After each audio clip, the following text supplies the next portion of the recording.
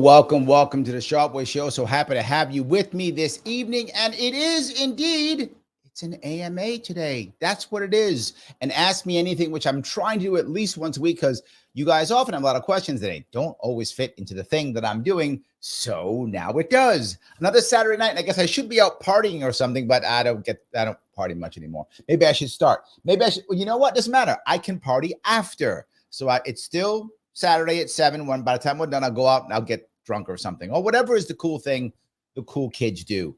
What I did notice immediately, did I say it's a little bit past 7 p.m.? A little bit past 7 p.m. on the East Coast, just in case I didn't say that. So I have noticed that, boy, are there a lot of questions already in the queue, and I haven't even started yet. So I think it may be a busy night.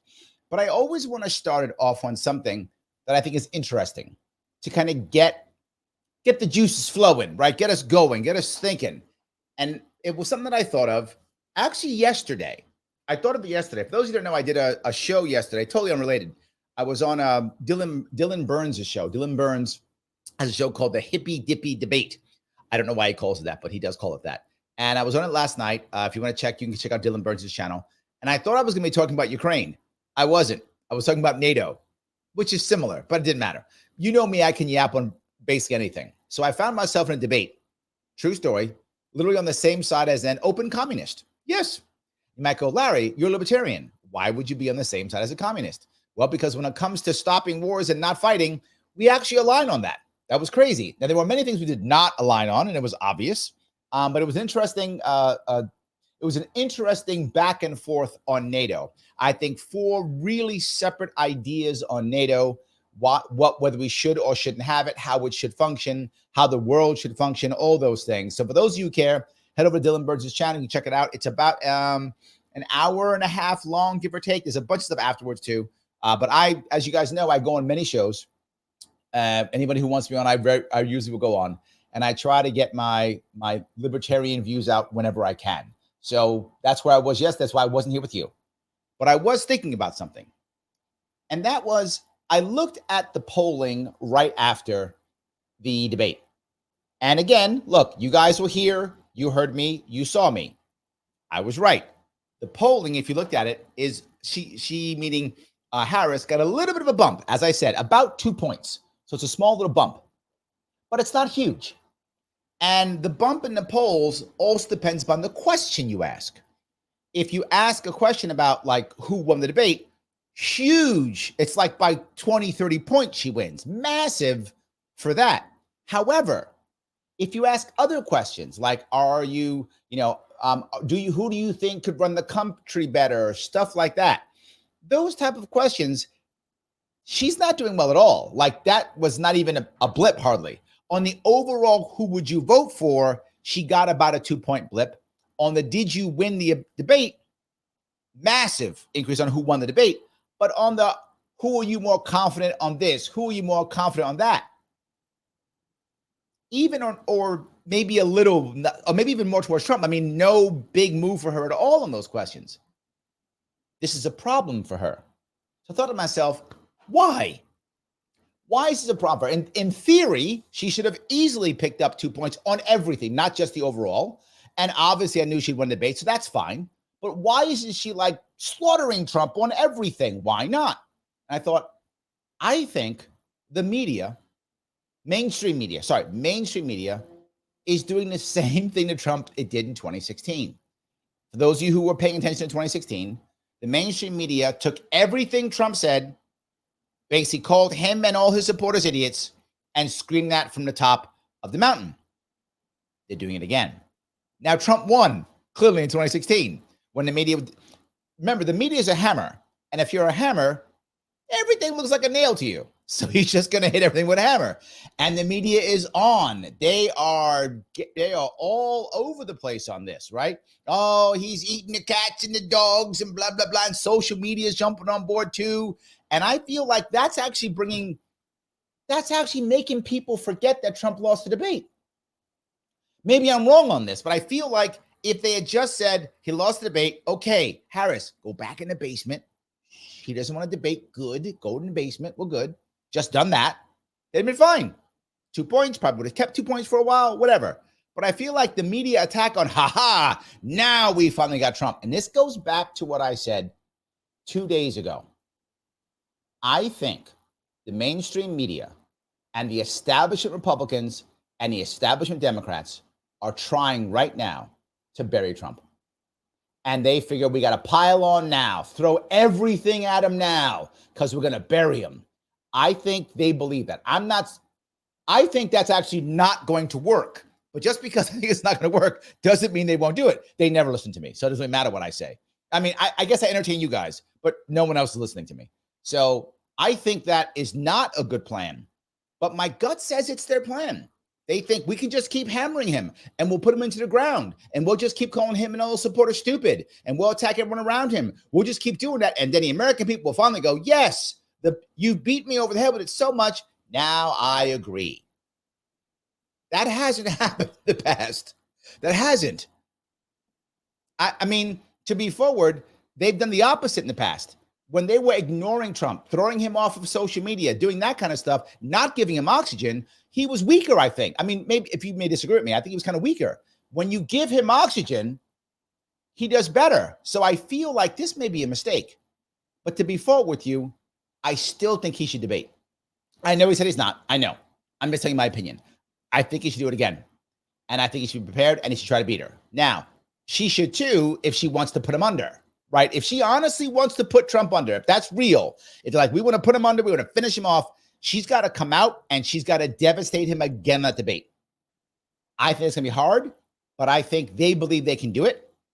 And I think they're going to try. This is kind of reinforcing what I was saying 2 days ago. I think their goal is to try to bury him. So throw everything at him, flood the zone, call him and all supporters stupid and crazy, do all that, and hope that that's going to get enough people to either go, I'm not going to vote, which they hope, or enough Democrats come out and go, we got to stop this guy for sure this time. And then they get a blowout and they win 400 electoral votes. That's, I think, is their goal. To be forward, I don't see that happening. I think it's not the right move. I think if it's me, if I'm advising them, I do not advise this. I would say take the win. I don't care if you got to drag Harris across the finish line. I don't care. A win is a win, right? 271 is the same as 415. It's a win. You're in charge. Take it, move on. I think they believe hammer. Just hammer. That's where my head is.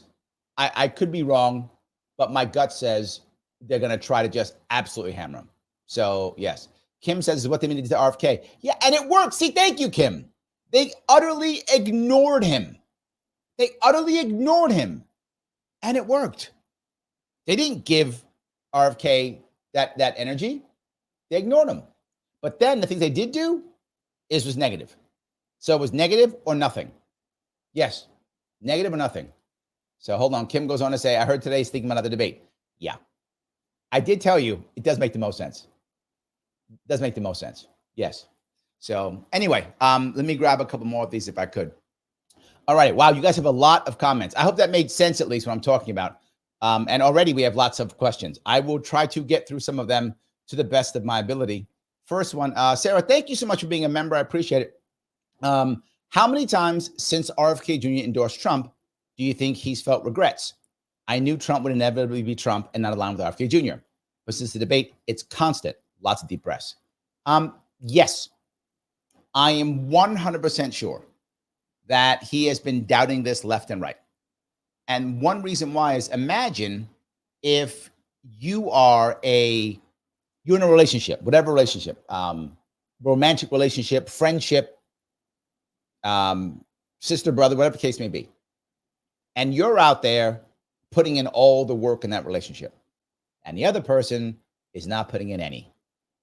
You start getting upset, right? If you're always calling your mom every week or whatever is appropriate for your mom, or, you're always being good to your spouse or your boyfriend or girlfriend, you're always being good to them, doing things for them, or, you're always, helping out your friend when they're in trouble and they don't do anything for you. That's kind of what's happening now. Do you see? Bobby's got another video out. Nicole Shanahan, another video on What is MAGA. RFK Jr. and Shanahan, they're putting out MAGA stuff and Trump stuff all day long. Where's the reverse? I'm still looking. But if you've watched recent pundits, they're all saying the same thing I said. Now, look, I know I pump myself up on predictions. I know I do. But the reason why I do is because I give predictions early. They're live and they're recorded. So if I'm wrong, I'm burnt. I'm right here. I'm burnt. And I do it early. And now they'll come afterwards. They probably watch my show and go, oh, that's right. Larry's right. And then they say the same shit I said. So that happens all the time. Now they're going, oh, he's got to have his team. Why is his team there? I said that the night of the debate. No one else did until after. Then days later, like, oh, yeah. So, yes, all the time, I'm sure. So, Sarah, you have a lot of stuff. Okay, let me try to go down some of these. I appreciate this. Let me try to go a couple. I know you're a member, so I appreciate that too. Big tent parties. If the RNC includes a spectrum of very religious and socially conservative people, also includes people like Tulsi and RFK Jr., what holds the rest of America back? Just orange man bad hate? Well, yes, I wasn't joking. TDS is a real thing. People get mad when I say it. They can't stand it, but it is a real thing. And you will hear this. They say this all the time. Literally, Harris said this like yesterday or today. She said, I'm not joking. She said, if Trump becomes president, he'll weaponize the DOJ against his opponents. I know Mike Voss, if he's watching, just fell off his chair. Get off the floor, Mike. Get off the floor. Yes, she literally said that. Hello, pot. Meet kettle. Oh my God. Yes, she actually said that. And the people in the area, they're like, oh yeah, he'll do that. We would never do that. But yeah, oh, isn't he what 34 charges? No, that wasn't us. That was somebody else. We would never do that. So yes, it blinds them tremendously. I agree. Yes. All right, Sarah, let me grab a couple more here. Also, on the topic of Haitian immigrants in Ohio, fake news or maybe happened. Where the Americans stepping up to feed hungry people? I love animals. There are so many pieces of this, Sarah. All right, let me do the first one, which is the most important one. Why is America letting in immigrants without a plan? I want to be very clear. I am not against migration at all. I am happy that people come to our country. I would love them to come to our country with a massive, huge caveat. Two huge caveats. Number one, know who they are. Have some plan on knowing who they are. We do not have that. And two, have some plan of either integrating them or supporting them in some way, shape, or form. That does not have to be a government plan. That can be a local plan. It can be a company-sponsored plan. I don't care, but know who they are. We don't. Have a plan. We don't. This is our fault, not theirs. We're letting them in. We are screwing this up. How in the world can you let, just for New York City, 200,000 migrants into a city without having a plan and knowing who they are? It's insanely stupid. It's insane. But Larry, 99% of these people are good people. I believe that, actually. I do. I honestly believe that. Maybe that makes me naive. I don't care. But that's still 1%. 1% of 200,000 is 2,000 bad guys. I just released 2,000 bad guys into my city with no plan. 2,000 bad guys into your city in the course of less than a year is a massive influx in bad guys. And we wonder, why do we have gangs? We brought them here. We literally brought a 2,000 person gang or gangs into our city. Yeah, it's a problem. So that's number one. So why aren't we feeding them? Now, on his point, with all of what I just said, why didn't he say that? Or something similar? Why didn't he? There were so many ways that he could have answered that immigrant migration question. He did not have to go to cats and dogs. He didn't. I don't know if it's true, but I wouldn't have gone there. But maybe I'm wrong on this one. Maybe. Because the cat and dog thing is sucking up all the news. So maybe it was, we think about the cats and dogs. We're not thinking about him losing the debate. I mean, maybe. And boy, does it give the media something to hammer him on. They just won't stop hammering. And to be forward, Sarah, it doesn't matter if it's true or false. The media will never admit they were wrong. So now that the media said it's true, it's true.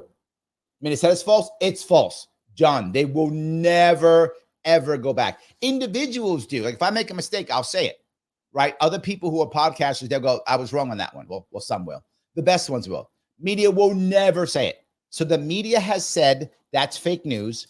Therefore, it's fake news. You could literally have videos of people grabbing and eating animals. They will go, no, we said it's fake news. Therefore, it is. You'll never see it ever again. They'll just act like it doesn't happen. We see it constantly. The media never accepts that it made a mistake, ever. Once it says it, it's done. They have no remorse from the lockdowns, no remorse from the virus, no remorse from the wars, no remorse for how they pushed us into wars, nothing. No remorse. So your question is a valid one, and they don't care. So it's relevant for them. Okay. All righty. I grabbed a bunch of these. Sarah goes on to say, I really dislike this story because it highlights mob mentality, and Trump's actually breathing life into it. He wants to do deportations. I bet they're legal migrants and came in waves all at once. Yes and no. He does want deportations, which I think people love that. They love the idea. I think it's insanely stupid. You're not deporting, what's it, 20 million now? I don't even know what number it is. It's at least 20 million. I mean, who knows what the actual number? Some people say like 30, whatever. Sake of argument, 20 million. How are you going to get rid of 20 million people? We don't have the time, money, energy. It's a fantasy. It's a fantasy. It sounds nice. People like it. It ain't happening. It's literally, you can go door to door, house now, kicking in doors. No way. And the thing that people don't understand, and I keep telling people this, they just don't want to hear it. They're here for a reason. They're here because big business wants them. And what big business wants, big business gets. So you might be unhappy with them. I don't know how you feel, Sarah, but you might be unhappy with them. They don't care what you think. I know Mike's unhappy with them. Mike Voss is watching. He's unhappy. They don't care what Mike thinks. They don't care. It does not matter. Big business wants them here. They're staying. Thinking anything else is fooling yourself unless we change the system. Change the system. Now we can fix things. Otherwise, they're staying. We have about 8 million young men, give or take, who have checked out of our society, who have checked out of everything. They're done. They're not doing anything. They're not dating. They're not getting married. They're not having children. They're not going to work. They're not going to school. They're just out. They're called NEET, N-E-E-T. They're called NEET men. NEET means not in education, employment, or training. N-E-E-T. Not in entertainment. I'm sorry, not in employment, education, or training. There's about 8 million of them. Well, they're not working. You know who is working? Migrants. The farmers need them. Hospitality needs them. I know it sucks. I know a lot of people hate it. I'm just being real. They want it. They're going to get it. That's kind of how that works. So anyway, just want to make sure I was clear on that piece here too. All righty. Let's see here. I think I grabbed a lot from you. So let me grab, if I can, let me grab Mike. Mike says, Ohio Haitian pet story is a distraction from lies about Afghanistan evacuation. Biden mental state, likelihood of increased government spending, reducing inflation per Harris. So you think the media is trying to cover up Harris? The media is showing Harris in everything, though, Mike, and they're pumping this story up. I don't know. Could that be a secondary piece to it? I think maybe it could be. But I feel like the goal is to act like, see, everything Trump says is dumb. Trump is bad. Orange man bad. I feel like it's that. But maybe I'm wrong. He goes on to say, Larry, ABC did an infomercial with Harris where she said that building 3 million government homes will lower prices. What's your take on that? If you just go into debt, yes. If she just, remember, going into debt is always a good short-term answer. It's always good short-term, right? If I buy a bunch of stuff on my credit card for 30 days before the bill comes due, life is good. Then the bill comes due. Oh, so yes, if she wants to just rush and do it and go into debt, it would. If you flood the housing market with houses, it will lower the prices. That's true. And then a year later, when the bill comes due, prices will go up again because of inflation. So it will be a short-term lowering. I think that will work probably the first 6 months to a year, whatever they started. Then the bill comes due. Then inflation hits.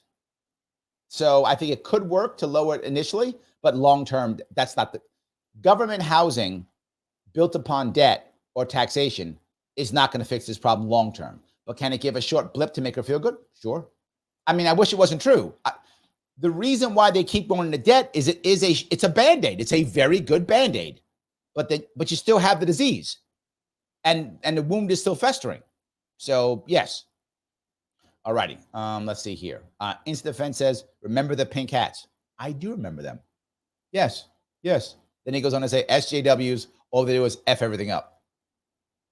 Well, they have nice hats, though. Something. Yes.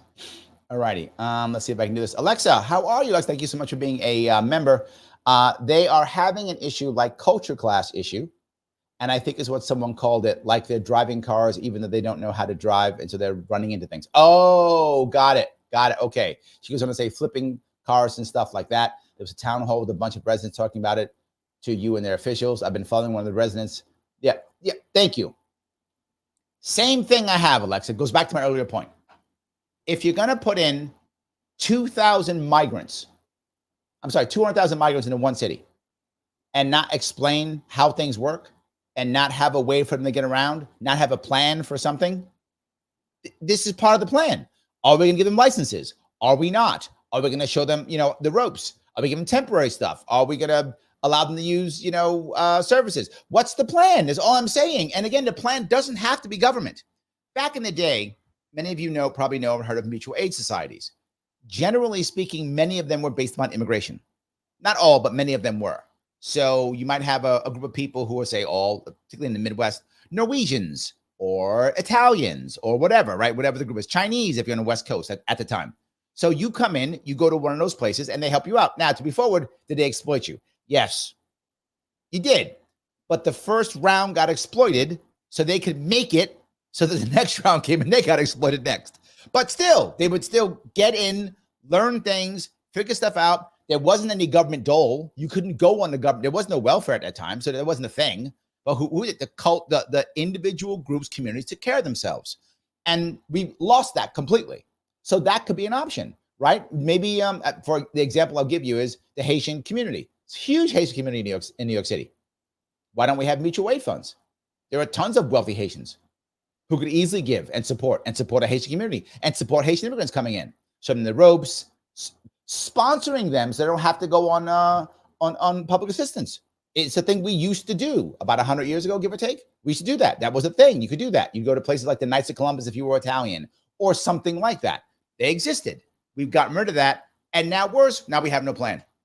So again, not against migrants, against migrants with no plan and not knowing who they are.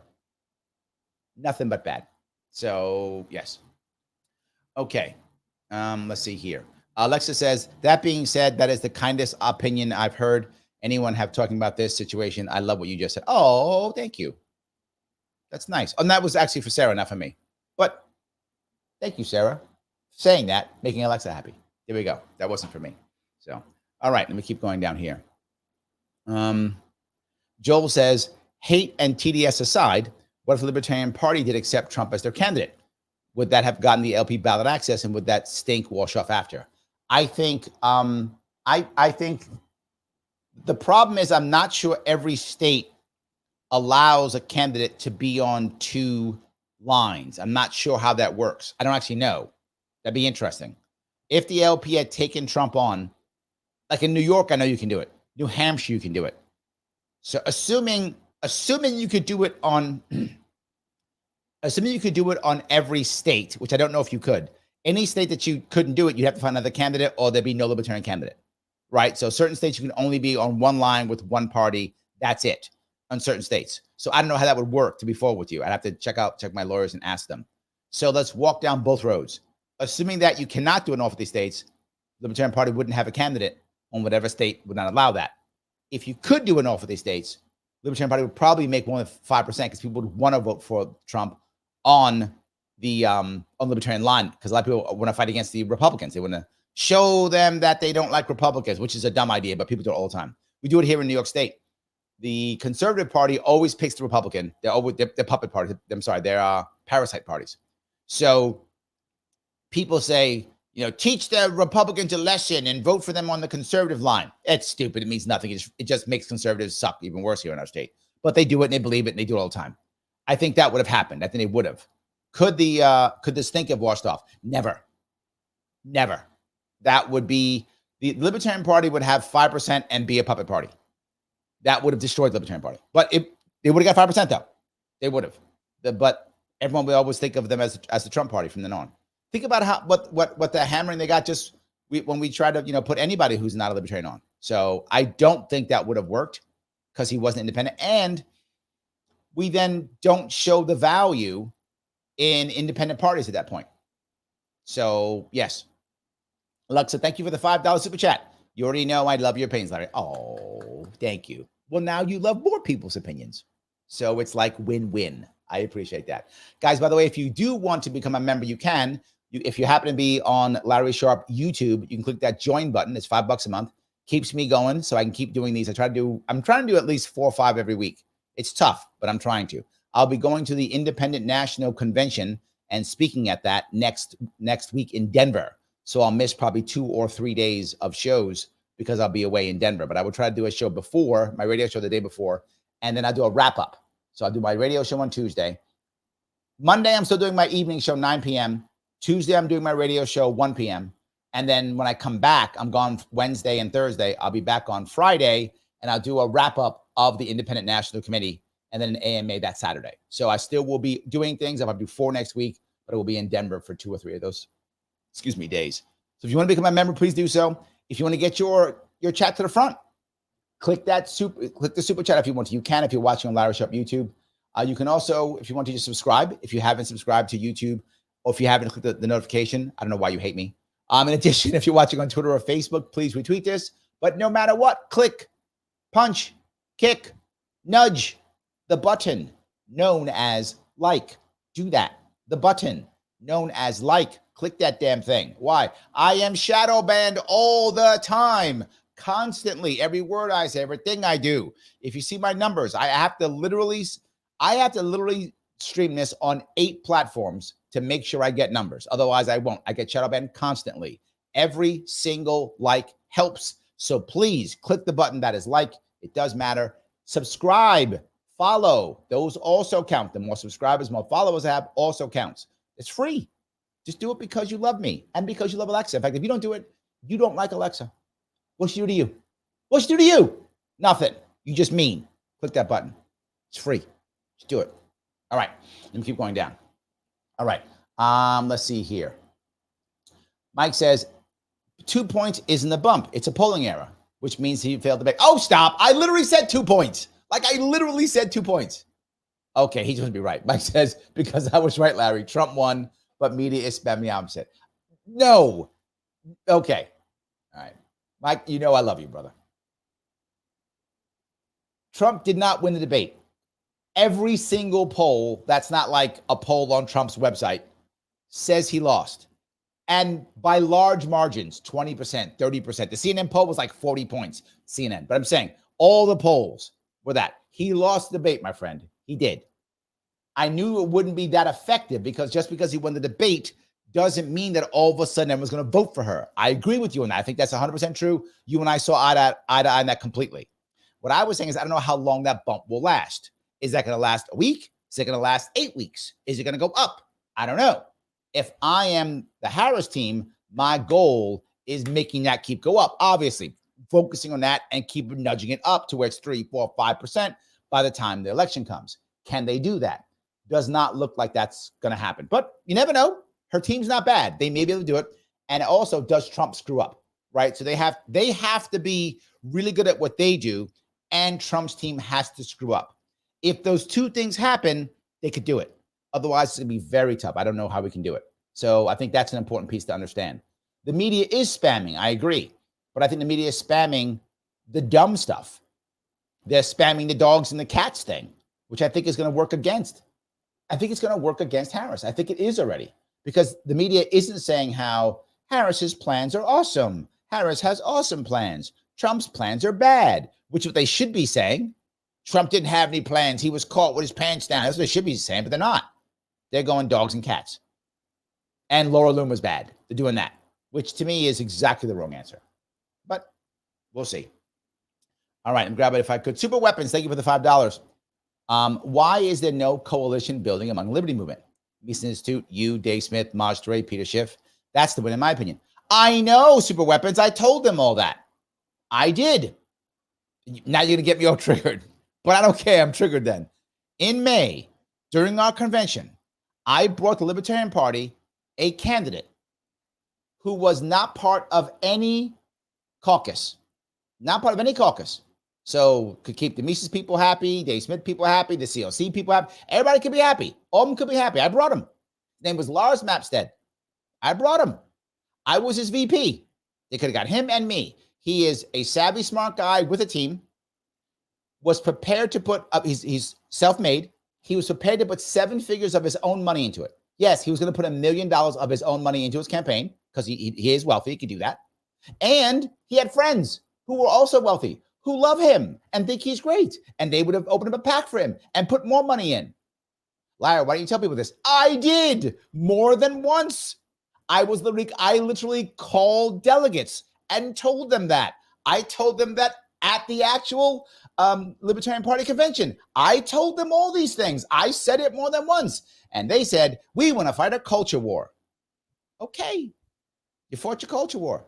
I also warned them publicly, again, I'm on record. I already said, I told them that if they don't pick Lars, the Libertarian Party is going to raise less than $1 million. That's already true. They may not even make 500,000, right? Going to get less than 1%. Obviously already true, less than 1%. Going to come in 5th behind Jill Stein. Already true, going to happen. And the fighting within the party will be legendary. That was my words. And that's what's happening. Everything I said happened. I told them this. They didn't want to hear me. So, Super Weapons, I'm with you. I said this. I told them. But as I said earlier in the stream, people don't want to listen to me. Maybe it's because I'm too good looking and they're jealous. It could be that. I could just be so super hot that because I'm so hot, they don't want to listen to me. Maybe they're jealous. That's what I'm going to tell myself when I look in the mirror of Super Weapons. It makes me feel better. Thanks. But yes, I'm with you. Is it Luma Sochi? Luma Sochi says super sticker $5. Thank you, my friend. Every little bit counts. I appreciate it tremendously. Thank you for the super chats, guys. It really does matter. So let me grab some more of these if I can. I'm trying to get through all the questions to the best of my ability. You guys put a lot up there, so I want to get through them if I can. James says, personally, I don't think Harris should debate Trump again. Trump, on the other hand, has debated Harris again in order to do major damage control. I am with you completely, James. But again, what I said earlier is, I think that the establishment Republicans, because the establishment Republicans have jumped on the Harris train, right? The Dick Cheneys of the world, the McCains of the world. The establishment Republicans have jumped on the Harris train. Establishment Republicans, establishment Democrats, I think they want to try to bury Trump completely and end MAGA completely. I'm not saying that's going to work. I'm saying I think they want to do it. And to do that, they have to have another debate, and she's got to crush him and put him under. That is what they believe. So that's where I think their heads are. But I'm with you, James. I don't think they can do that. I think it will not work. I think it's a bad idea. I'm with you. I think take your win and move on. That's what I think. Take your win and move on. Yes. Let's see here. Mike's talking about the debate. Yeah, absolutely. He says, I saw that. I wouldn't exactly say a line. You both thought wars are bad. True. Yeah, and the other ones didn't seem to think wars.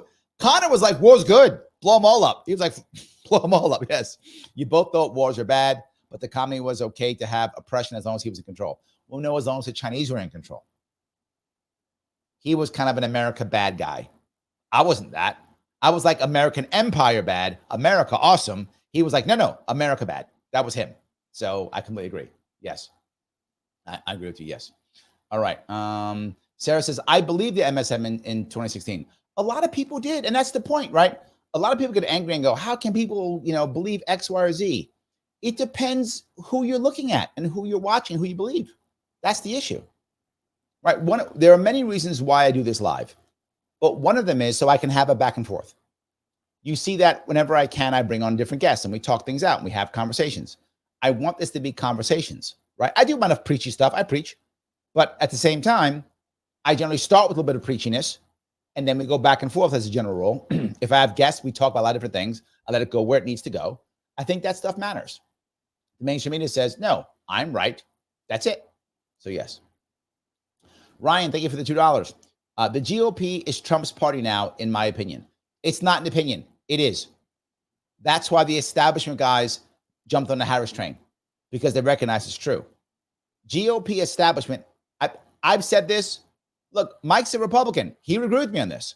The establishment Republicans have never liked Trump. Never. From 2016, they didn't like him. 2020, they didn't like him. 2024, they didn't like him.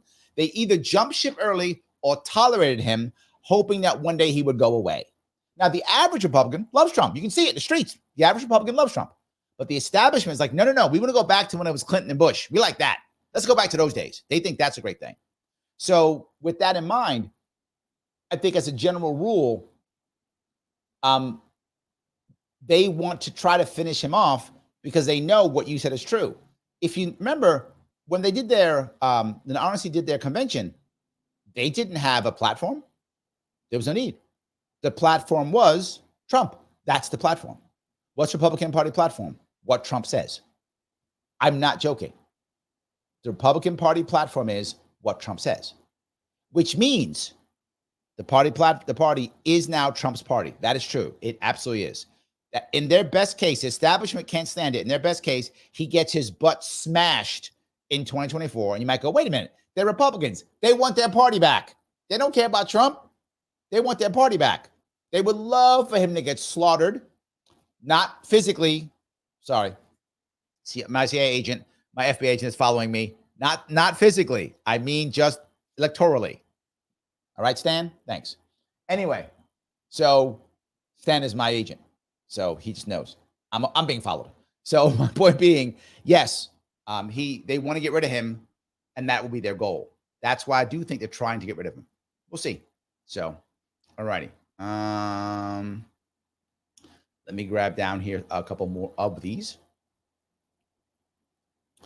Liberty Lady says, like and share on the internet. Thank you. I appreciate that. Dave says, Kamala is just 5 or 10 points better than Hillary, which puts her about even or 5 points better than Trump. Yeah, this is not a done deal at all. I mean, I know some people said that. Some people say, oh, Trump's finished. I did not say that. I don't believe that at all. I think it's still 50-50. I could see this going either way.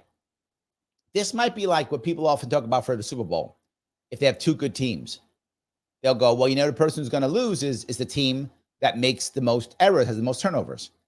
I think this election is going to be like that. Who screws up the most? If the Harris team screws up most, Trump takes this. Trump screws up the most, Harris takes this. That's what I think, because it's basically 7 states, right? It's 7 states. The anti-corporatist, how are you, sir? Also, thank you so much for being a member. It's like the deplorable thing all over again. They have learned nothing. You're right. They have learned nothing.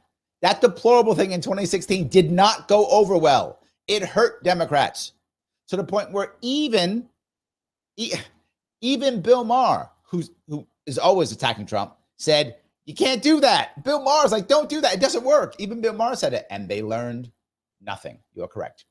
So he says, who is liar voting for president? Trump is the leading anti-establishment candidate. I am probably not voting for Trump here in New York State. I don't think I will. I think no. The odds are if Bobby Kennedy Jr. is on the if he is on the ballot, I'll probably vote for him if he's on the ballot. And we'll know by next week, I think, for sure. Next week, week after. It's another appeal. 2 more appeals happening. We'll see if we get it or not. I'll probably vote for him. And you might go, Larry, why would I not vote for Trump? I live in New York State. I'm not falling for the lie that he's going to somehow win this state. He's not. It's not going to happen. This state goes to Harris. People can think it's not true all they want. I hear it every goddamn year. It's a lie. It was a lie 2 years ago, a lie 4 years ago, a lie 2 years after that. A Republican has not won a statewide election, anything, governor, senator, president, AG, nothing, in 22 years. And the state keeps getting bluer, not redder. We're losing hundreds of thousands of people every single year. Most of them are red. This state goes blue. It does not matter. It's what happens now. We've set the system up to make sure that happens. So my vote for either Trump or Harris is a wasted vote in this state. I'm not doing that. So I'll either vote for Bobby Kennedy Jr. or if he's not on the list, I don't know. Maybe I'll write him or I'll write Chase Oliver in. I don't know. Somebody else, but otherwise it's a waste. Because if I can get a real vote that makes sense, I tell people this. They go, Larry, we have, you've got to vote for whoever, the person that I think is correct. And what I'll say is, I'm not against virtual signal voting. I'm not. I've done it before.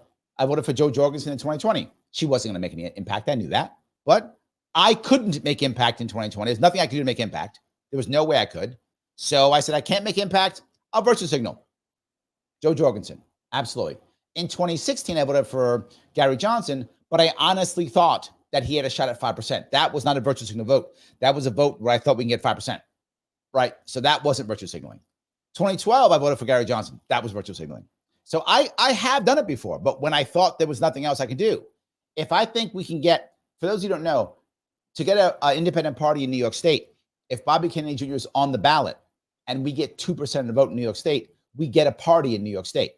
There's no independent parties in New York State right now. None. This will be the first time in, 80 years, 90 years, whatever it is, there's no independent candidate for president on the ballot in New York State. We basically outlawed all independent parties. It is only Democrats, Republicans now.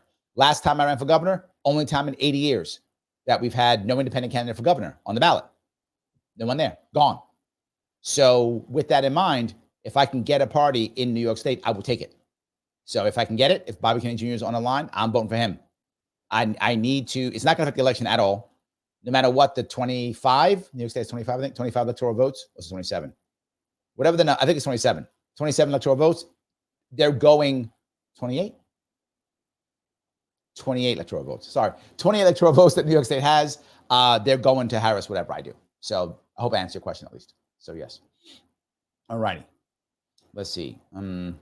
Joel says, ABC TikTok's Trump closing statement has 24.7 million views with 1.7 million likes as of Saturday. Meanwhile, the video of Vice President's closing statement has 4.7 views with over 220,000 likes. I'm not sure what that means. Does it mean that people on TikTok, more people like Trump on TikTok? Or does it mean that his closing statement was better? Now, to be forward, his closing statement was good. That was my entire point. I wish he had said that from the beginning, right? I said it. What I think he should have been saying off the bat is, yeah, whatever you say, but are you better off than you were 4 or 6 years ago? That's all I would have said. That would be my response to everything she says. I'm a middle-class person. Great, but you better off than you were 4 or 6 years ago. And you're a bad person and whatever, migrants, whatever she says. Great. Got it. Are you better off than you were 4 or 6 years ago? What he said, his closing was a good close. He probably should have done that the entire time. Mike says, Dems have tried to hammer Trump for 8 years. Doesn't work. I agree. I think you're right. It's not, but they're hammers. They don't know any better because it highlights their own corruption, but as speculated, Harris's ego is letting her do interviews and that bolsters Trump as she is horrible. Yeah, I think her ego is there, and I think they don't know. They keep doing it. Yes, they keep doing it. Yes. Roy says, agreed, but what if he cannot stop spewing the conspiracies, which used to work? But now he has to deal with a world where he can be checked and things like Nixon's Southern strategy aren't exposed for all to see.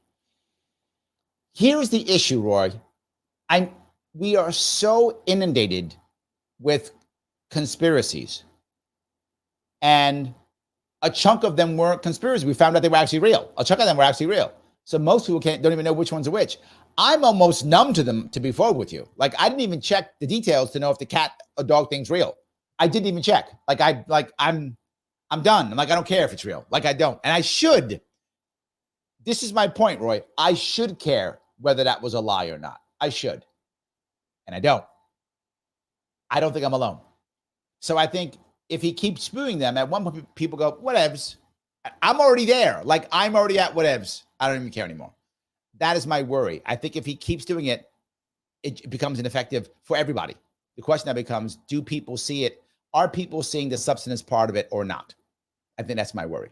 So yes. InstaDefense says, who's scared of coral snakes? Is that inside baseball somehow? Is that something I don't know about? Is that a joke or something? Coral snakes are very poisonous. I would be afraid of a coral snake, but did I just fall into some kind of trap or something? Don't know. Thank you for the $5, by the way, InstaDefense. I don't know what is that. Was that like a meme or something I missed? That seems kind of odd. But anyway, it is an AMA, and I will answer it. And I would be afraid of a coral snake. They are insanely poisonous. You will die, and I think they're in the water, right? Coral snakes. Saltwater? Freshwater. I think they're saltwater snakes. I think saltwater snakes. Anyway, maybe you'll correct me and let me know. But yeah, I don't know why you did that. But yes, I would be afraid of one of those. I would be. Yes. So, all righty. Let's see if I keep going here. Pinkerbell says, Larry, be serious. When has Trump ever done something for the people who got to go to bat for him? He's not the reciprocal type. I've said that off the bat, Pinkerbell. I'm with you. And thank you for being a member, by the way. I'm with you. Yes, if you remember, I did an entire video, maybe an hour or more, on why he should not join the Trump train. That's what, 2 weeks ago? It was like days before he just, again, ignored me, as they all do. He ignored me too, like all the rest. I gave him a litany of reasons why, and this was one of them. Yes. Ask Scaramucci how that works out. Ask Mike Pence how that worked out. You're completely correct. No argument for me. Here is where we are. I can be unhappy about it. Not going to change it. Here's where we are. So, yes, I am with you. I agree. I literally have a video on the entire thing with a list of reasons why not to, including that one. They're not listening. That's all I'm saying. They're not listening. Yes. So, all righty. Let's see here. Becky says, HSHHS is providing grants to states and organizations to pay the immigrants for housing and food. Yes, I get that. That is far too reactive, Becky. That is my problem. That is far too reactive, and that's just more debt, and that's more bureaucracy. So if we knew that was going to happen, those funds should have been set aside literally years ago. I'm not even joking, years ago. And then why aren't some of those funds being used at the border to figure out who the hell's coming in, right? And where are they going? So this is a reaction, which I'm unhappy with the reaction. It's like, oh, okay, here's a whole bunch of stuff. And all right, let's throw money at it. Never has worked well. Never has worked well. I don't see it working well at all. I don't see it working well at all. Yes. So I hope I answered that at least. All right. Anti-Gamer says, oh, you mean like when Trump released 5,000 Taliban? Yeah, but he released them back to Afghanistan though, right? That wasn't here. Was that here? That wasn't here, right? That was there. Yeah. If we're going to abandon a country and the Taliban runs it, give them Taliban back. Just give our people. I don't care. I'm just being forward, right? Like, look, I wish we hadn't gone into Afghanistan as occupiers anyway. We should have got, bin Laden and left, right? That's what we should have done. But we're there for 20 years. Again, I can't stop the stupidity that we did. That was a terrible idea. Staying in Afghanistan for 20 years was a terrible idea. But if you're going to be in it, you should do the best you can with it. And if you're going to leave, make the best deal and leave the best way. The deal wasn't a bad deal. Leaving was a disaster. Should we have left? 100%. The way we left was a damn embarrassment. We left horribly. So I don't care. Make a deal. Give them all back. If the war is over, take all the prisoners back. I don't care. Give them 20. Well, how many prisoners we got? Take them all. I don't care. We're leaving. The war's over. But leave on the best terms you can possibly leave. Don't leave all your damn equipment. We spent 20 years to replace the Taliban with a better armed Taliban. Not our best work, is what I would say. I'm not worried about those 5,000. I don't mean to be flippant at all, but I'm more worried about the 13. It was 13 or 12? The 13 guys who died as we left. I'm more worried about them. Take your 5,000. Give us our 13 lives back. I'll take that instead. So anyway, just my issue. So Gerard says the influx of illegals causes people from these big cities to move out into potentially red states with the hope of turning them blue, in my opinion. Yes and no. I'm going to give you both of that, right? And I mentioned this literally years ago. I was talking about the migration we're going to see.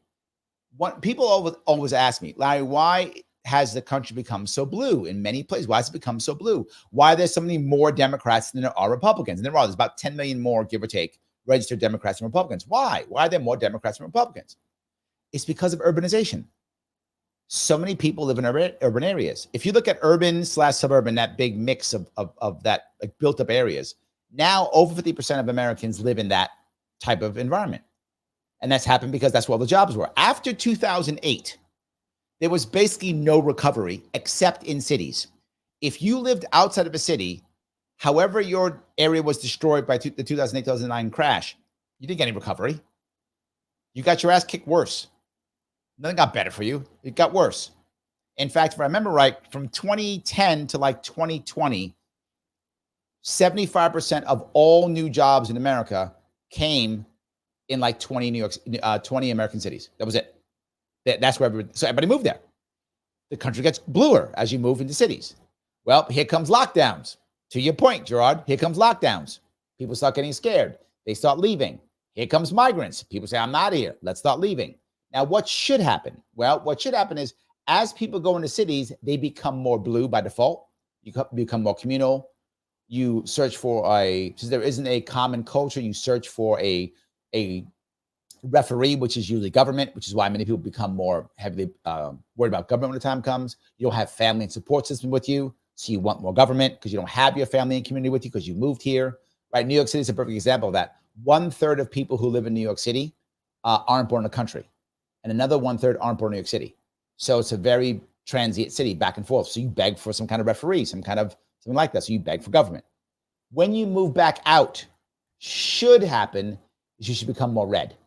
That should happen. Is it happening? I'm actually unsure. Generally speaking, it happens a little bit. The problem is people who move out often have money, and they take that money and turn it into influence, and they begin to influence the areas around them. Now, they become more red. They do. That's true. You might go, no, Larry, people who move from California to Texas are making Texas blue. If you move from a California city to a Texas city, that's true. So if you're moving from, say, San Fran to Austin, you're bringing blue to blue, correct. But if you're, say, moving, I don't know, you're moving from San Fran to outskirts of Lubbock, you're probably going to be more red. So I hope that was clear. All righty. That Liberty lady says, did you see the big You Are the Power win in Sullivan with the Sullivan family? I did not. The doctor here in Jacksonville should never be able to practice medicine again for what he's doing. Dr. Knox resigned now. I have not checked that out. If you could put that in the chat so we could see it, that'd be great, Liberty. Thank you so much. Yeah. All righty. Kim says, I started 4 years ago a diehard Trump hater and not a Biden lover. When I seen RFK jump in, I got excited. I've watched his campaign and witnessed firsthand everything the media has done to RFK Jr. Yeah, agreed. Yes. Ryan says, thank you for being a member. The cat and dog thing's annoying. Trump and the GOP should be hammering the economy and inflation right now. Yes. Yes. Absolutely true. Yes, yes, and yes. It's absolutely true. Thank you for that. I agree. Yes. All right. Let's see here. Michael says 14,000 Haitian immigrants have settled in the Springfield area. Is that right? That seems massive. A city of 58,000 people before the migrants settled there. Wow. That's insane. That's 25% of your population. Wow. Michael, I hope that's wrong. I hope that number is off or something. That seems crazy. Wow. Huh. Wow. Okay. All righty. I don't know. How do you recover? That would be like 2 million people coming into New York City. The equivalent of that, which you just said, Michael, it would be 2 million. I hope that's somehow wrong. I hope that you found that. That seems crazy. I don't understand how any city, New York City could not take 2 million people in. I mean, it could, but it will be 200,000 is destroyed. That's 10 times that. I don't know. Wow. That sounds crazy to me. Wow. All right. Anyway. All righty. Roy says, can't blame the media for conspiracy theory. Trump spouted in debate for no reason other than to scapegoat immigrants. That's on him. I don't think I'm blaming, maybe I don't know if that's for me or for somebody else. I don't think I'm blaming. I think they're doing it on purpose. That's what I think. They're doing it on purpose. Yeah. Sarah says, I love the AMAs. Sorry I'm so random and usually treat all the lives as AMAs. I am open, but I try to keep things on target when I have a target. But at the end, I'm usually more open. If I have a guest, I can't always, right? It's awkward sometimes for me to have a guest and then have the guest answer some random question that they shouldn't be answering. They feel awkward. So when I have a guest, I don't always do it, but I appreciate it. I'm glad. I try to keep doing the AMAs. I know people like them. So that's why I do them. And most of the people who are talking politics in any way, they tend to not engage. They tend to be someone who just, here's my preachiness, right? That they tend to do that. I'm trying to be much more interactive because I know people want to talk about these things. And to be forward, I have a lot of inside baseball that most people don't know. So I'm happy to answer the questions. And I'll try, I don't always do it, but I try my best I try to be as neutral as I can be. And when I'm not neutral, I try to tell you that I'm not neutral so you at least understand where I'm coming from when I'm not neutral. I know I'm not perfect at that, but I try my best to be that way. Yes. All right. All right. Super Weapon says, what's your response to the question, what about woman/mother as it relates to abortion and pro-life leanings of the more Ron Paul/liberty view? I'm not sure what you mean by that. Are you saying what should a pro-lifer say? Is that what you mean? Let me see where I can go with that. Let me see if I can answer that. I'll give you what I think pro-lifers believe and what they would take and what I would take and what I believe. I am someone who is by default pro-choice, even though I am anti-abortion. I would like women to not have abortions. I'd like them to be less abortion across our country, fewer abortions in our state. But I've always said the same thing. The way you fix that is not by outlawing it. If you outlaw abortion, two things happen. One, government gets involved in a woman's body. I hate that concept, number one. Number two, you wind up punishing poor women. Only poor women get screwed over. Wealthy women go wherever they want. We saw that in Ireland. Ireland used to ban abortion. Well, what happened? The rich Irish would fly to the UK, get abortions, and the poor would be screwed. So that's not how it works. That's why they've stopped it. And I agree. You should not ban abortion. It's not helpful. And when you ban it, when they got rid of Roe v. Wade, what happened? It became now pro. And I warn people of this. I said people who are pro-choice will become pro-abortion. And they weren't pro-abortion. They become pro-abortion. And they did. Women have weird stuff. I had abortion. They're now pro-abortion now. They've gone to that level because of removing Roe v. Wade. And then the people who are pro-life are now seen as anti-woman. I know that's not true, but that's the spin and it's working. So that's why I feel banning abortion is a bad idea, which is why I am pro-choice, even though I am anti-abortion. I want fewer abortions. So I think we fix that through making adoption a whole lot easier, through allowing surrogacy. In many states, surrogacy is illegal. People don't know that, but it's true. In New York State, it has been for decades. And by making contraception very easy, and by having conversations and giving women support so they decide to either not have, so that women either decide to not have unprotected sex to have a baby, or if they have a baby, they decide to keep it because we have a support system for them. And they go, I got it. I feel comfortable. I feel confident. And they have it. I've always said that. I still believe that. I've never changed my view on this. It's been that way since I ran in 2018. I haven't changed that. So with that in mind, what about someone who goes, it's a sin, it's murder, whatever the case may be? When you say, what about the mother or the woman? Someone has to believe that when it is self-defense, it's not murder, right? If you're trying to kill me and I kill you, that's not murder. If my life is in danger and I end your life doing that, that's not murder. It's murder if my life's not in danger and I just kill you, then that's murder, right? So even if someone believes it's murder, the answer is, if a woman's life, if the mother's life is in danger, it is up to her to decide. Now, a woman might say, I don't care. Have my baby, whatever happens to me, happens to me. But that's her choice, no one else's. Her choice. If she decides that, it's her life, her baby, she can do what she sees fit. But of course, so my answer to anyone who goes, well, no, it doesn't matter if it's murder, is no, it's self-defense. I disagree completely. You're incorrect. That's incorrect. It's self-defense. Women's lives matter. Mothers' lives matter. Baby lives matter. It is the body of the mother. She gets to decide if it's going to harm her. She gets to make a decision. If that makes some people unhappy, I hope you'll still watch. But you're never going to hear me lie. It's not what I do. I say things may make you unhappy, but I'm not going to lie. So I hope that answers your question at least, even if it wasn't what you wanted to hear. So Super Weapon says, someone who's pro-choice but thinks pro-life means forced birth and doesn't understand at the end of the day, there is a consideration for the unborn. Oh, yes, which is why I do think, though, as a general rule, I think most people in America do have a concept of viability, right? That idea of it, right? Of If the baby can live on its own, why would you abort it, right? That's what most people, but not everyone does, obviously. Some people say, my body, my choice, no matter what. 9th month, doesn't matter. And there are several states where you actually can have an abortion. That New York is one of them. You can have abortion in 9th month. And people go, they're not killing babies. You're right. They're not pulling them out and killing them. That's true. That's inaccurate. They're not doing that. But you can have abortion in 9th month in New York State. You can. There are, I think, like 8, 10 states that you can actually do that. So there are third trimester states. And I think most people would say that's a bridge too far. Most people would say 6 weeks is way too short. But by second trimester, right? And at that point, you got to make a decision, yay or nay.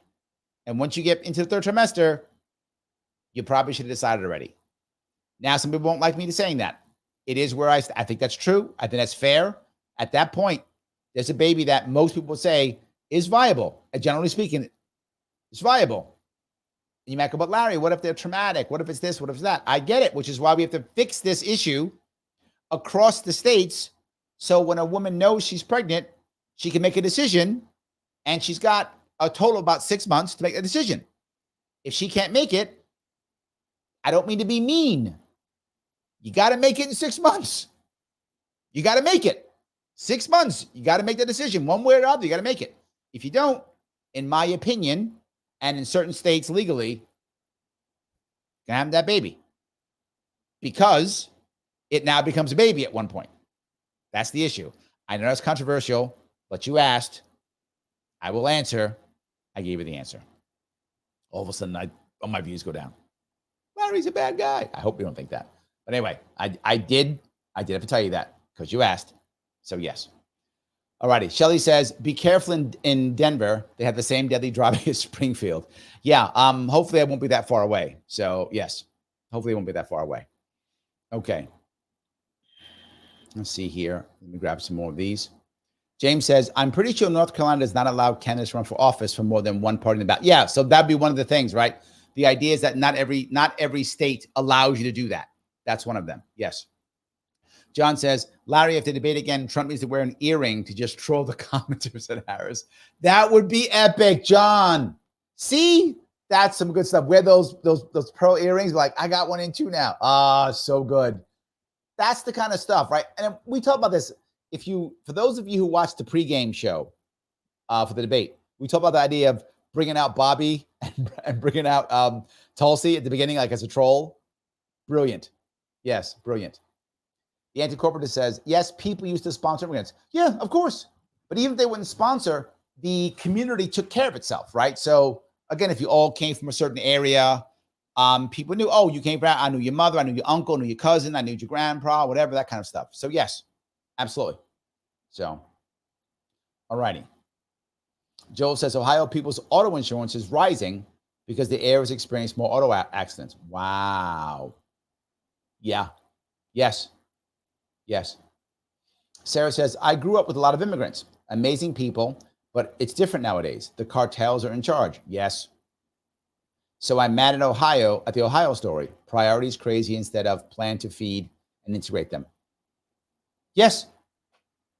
I agree completely, right? You want to have a plan for this stuff. You shouldn't. Obviously you can, they did it, but you shouldn't just let people in without knowing who they are or having a plan to support them in some way, shape, or form. And again, does not have to be government, right? Would I accept the government plan? Better than no plan is what I'll say, but better than most. That's what I'll say. Better than nothing is what I'll say. I'm sorry, better than nothing. So yes. All righty. Ron says, do you believe it all comes down to Pennsylvania, Larry? It might. A lot of people are fighting over Pennsylvania. I don't know if you heard, Harris's plan right now has been the last 2 months, 25% of all her spending has been in Pennsylvania. She is not playing games. They are throwing tons of money in there.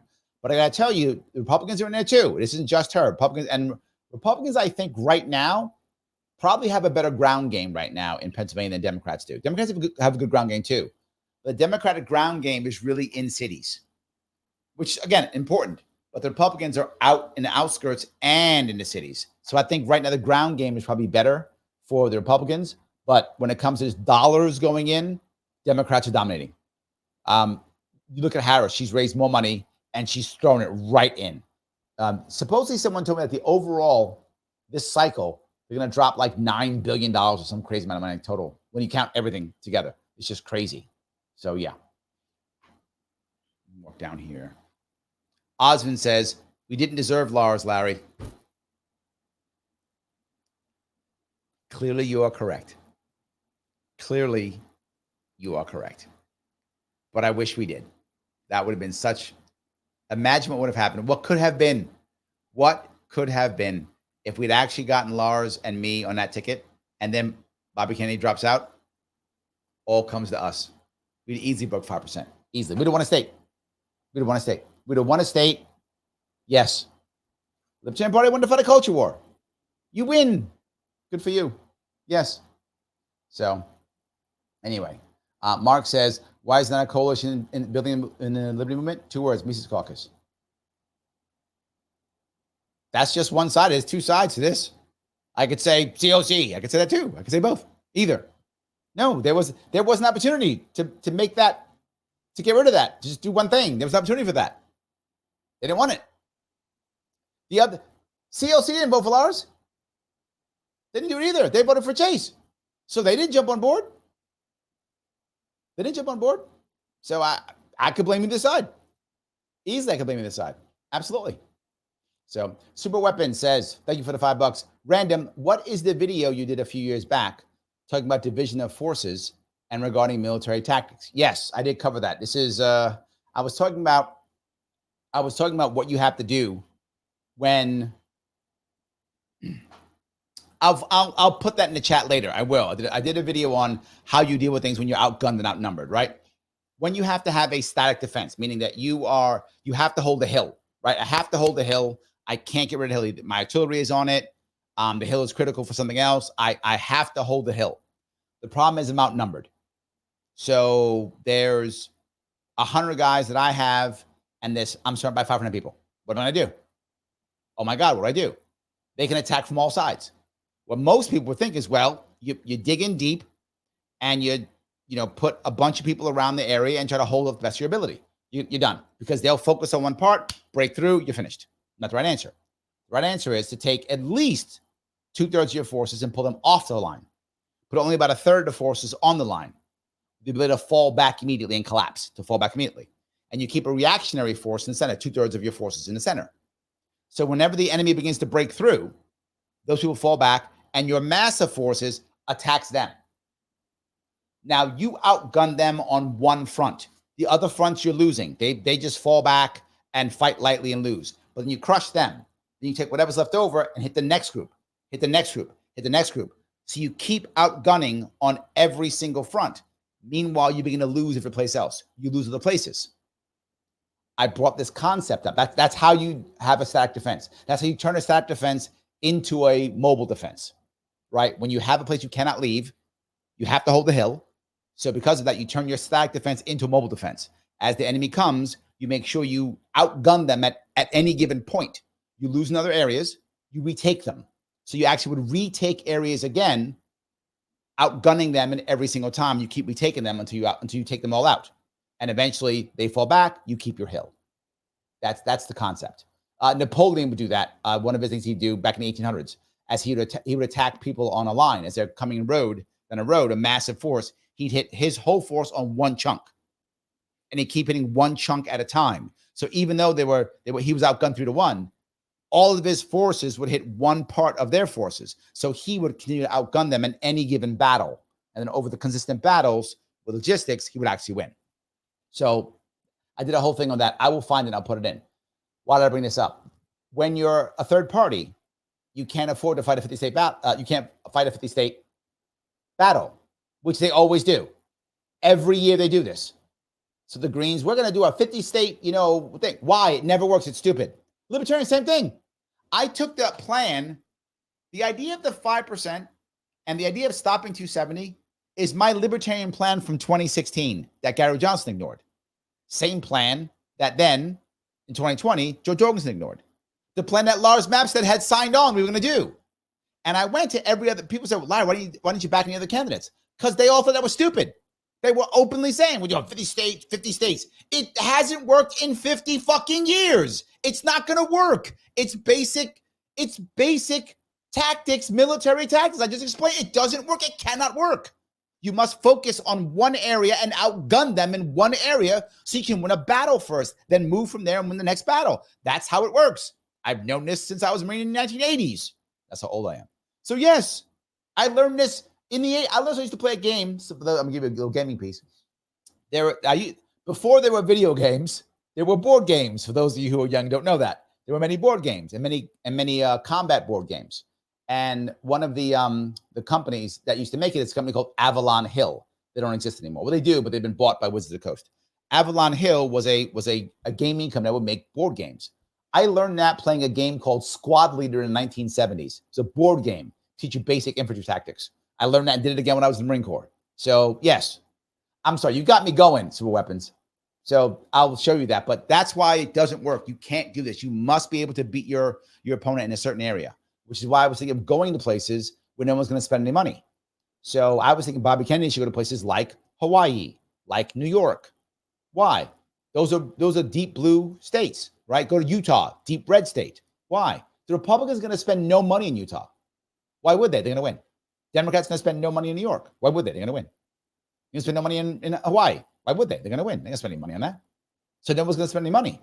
Well, if Bobby Kennedy drops $5 million in one of those states, he outguns them in that state.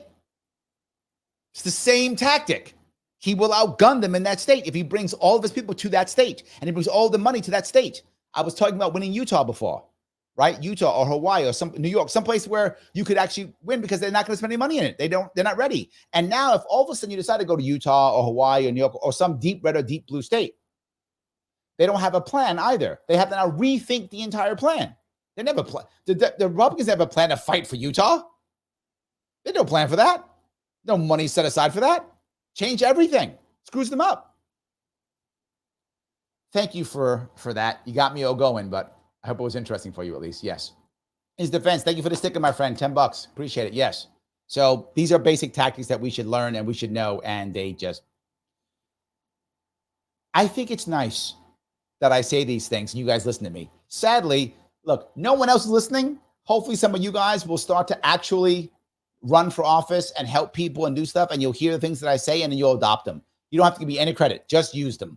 Don't give me any credit. Just use them. It's all good. So yes. Kim says, Harris is going to go flat soon.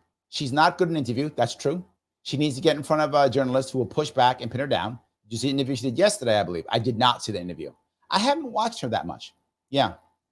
Ron says, fifth behind Jill Stein and who? RFK. I think Cornel West is not going to do well at all. It's my gut. I could be wrong. I mean, he's a great orator.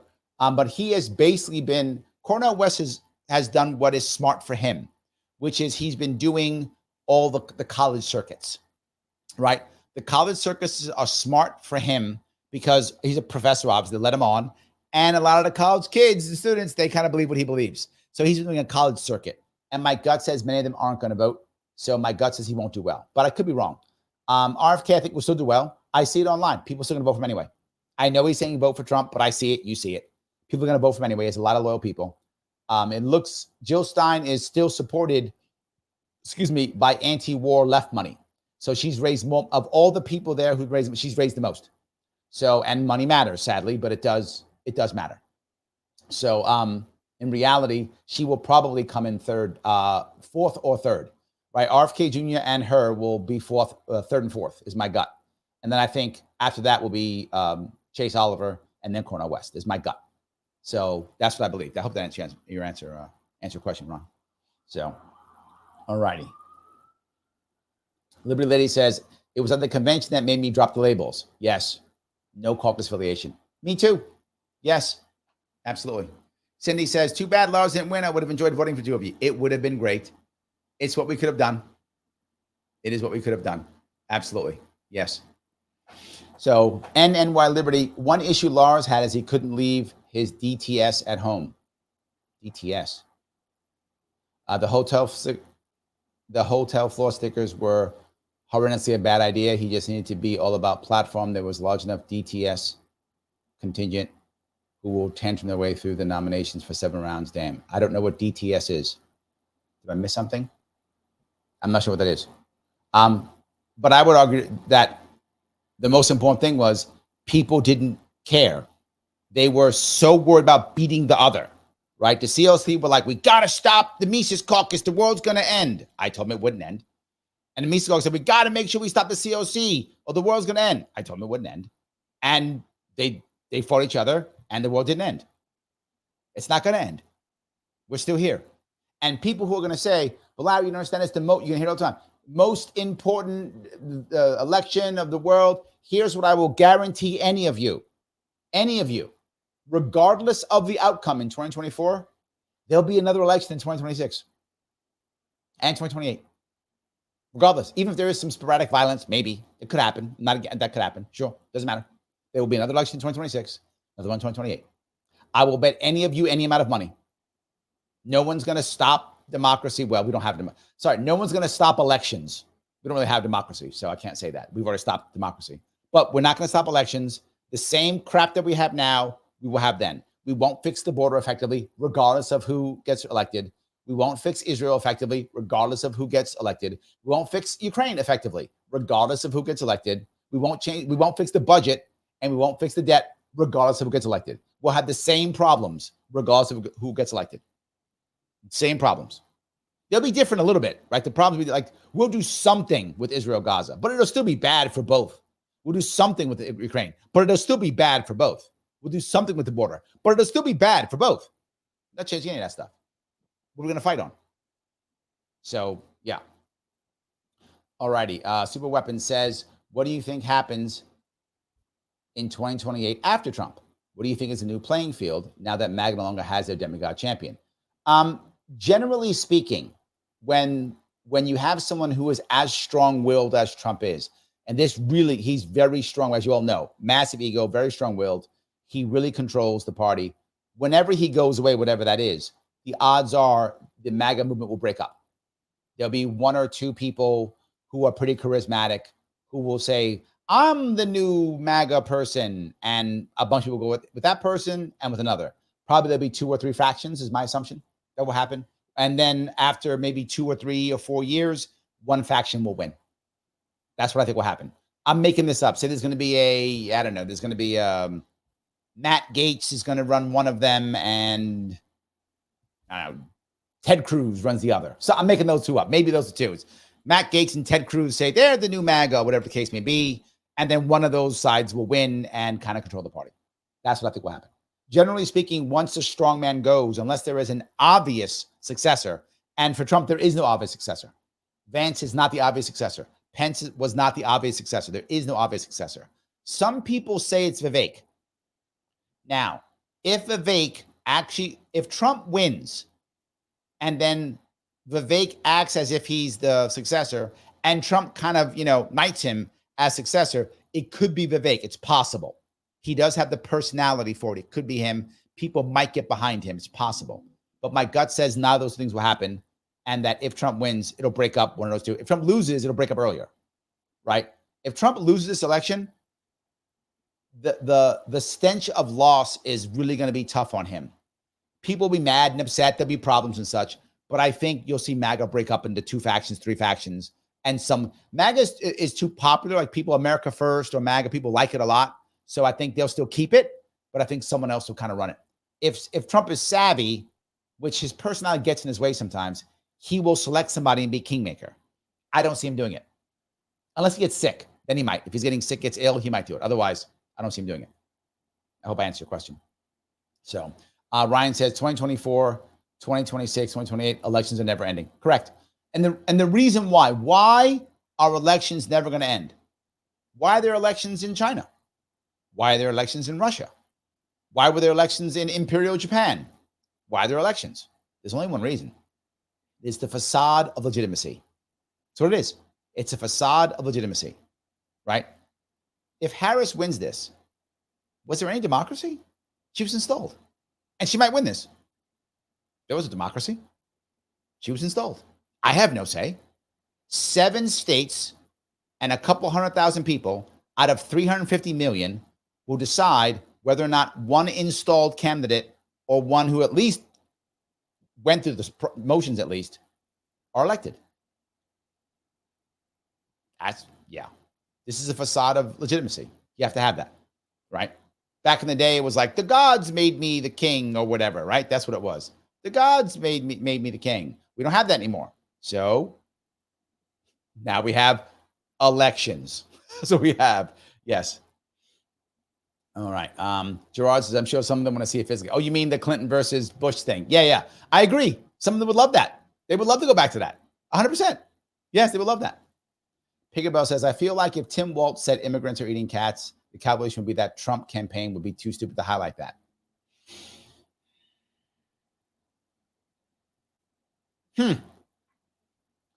What if, it's a good point. What if he had said that? I don't know why. Why would he have said that? That would make him look bad. You mean if he made a mistake and said by mistake, or that he was trying to blame somebody, or maybe say, why would he say it? Maybe he would say it because he's trying to show that we're going to fix it, right? Oh, they're eating the cats and we're going to fix it.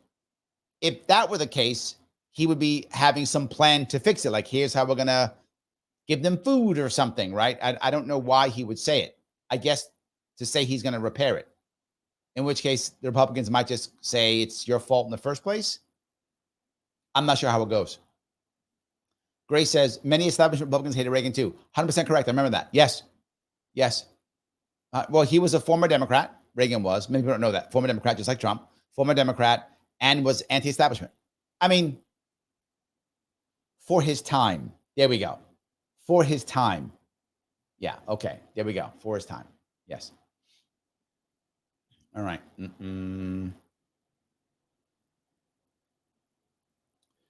So Larry straight up said he's being followed by Stan.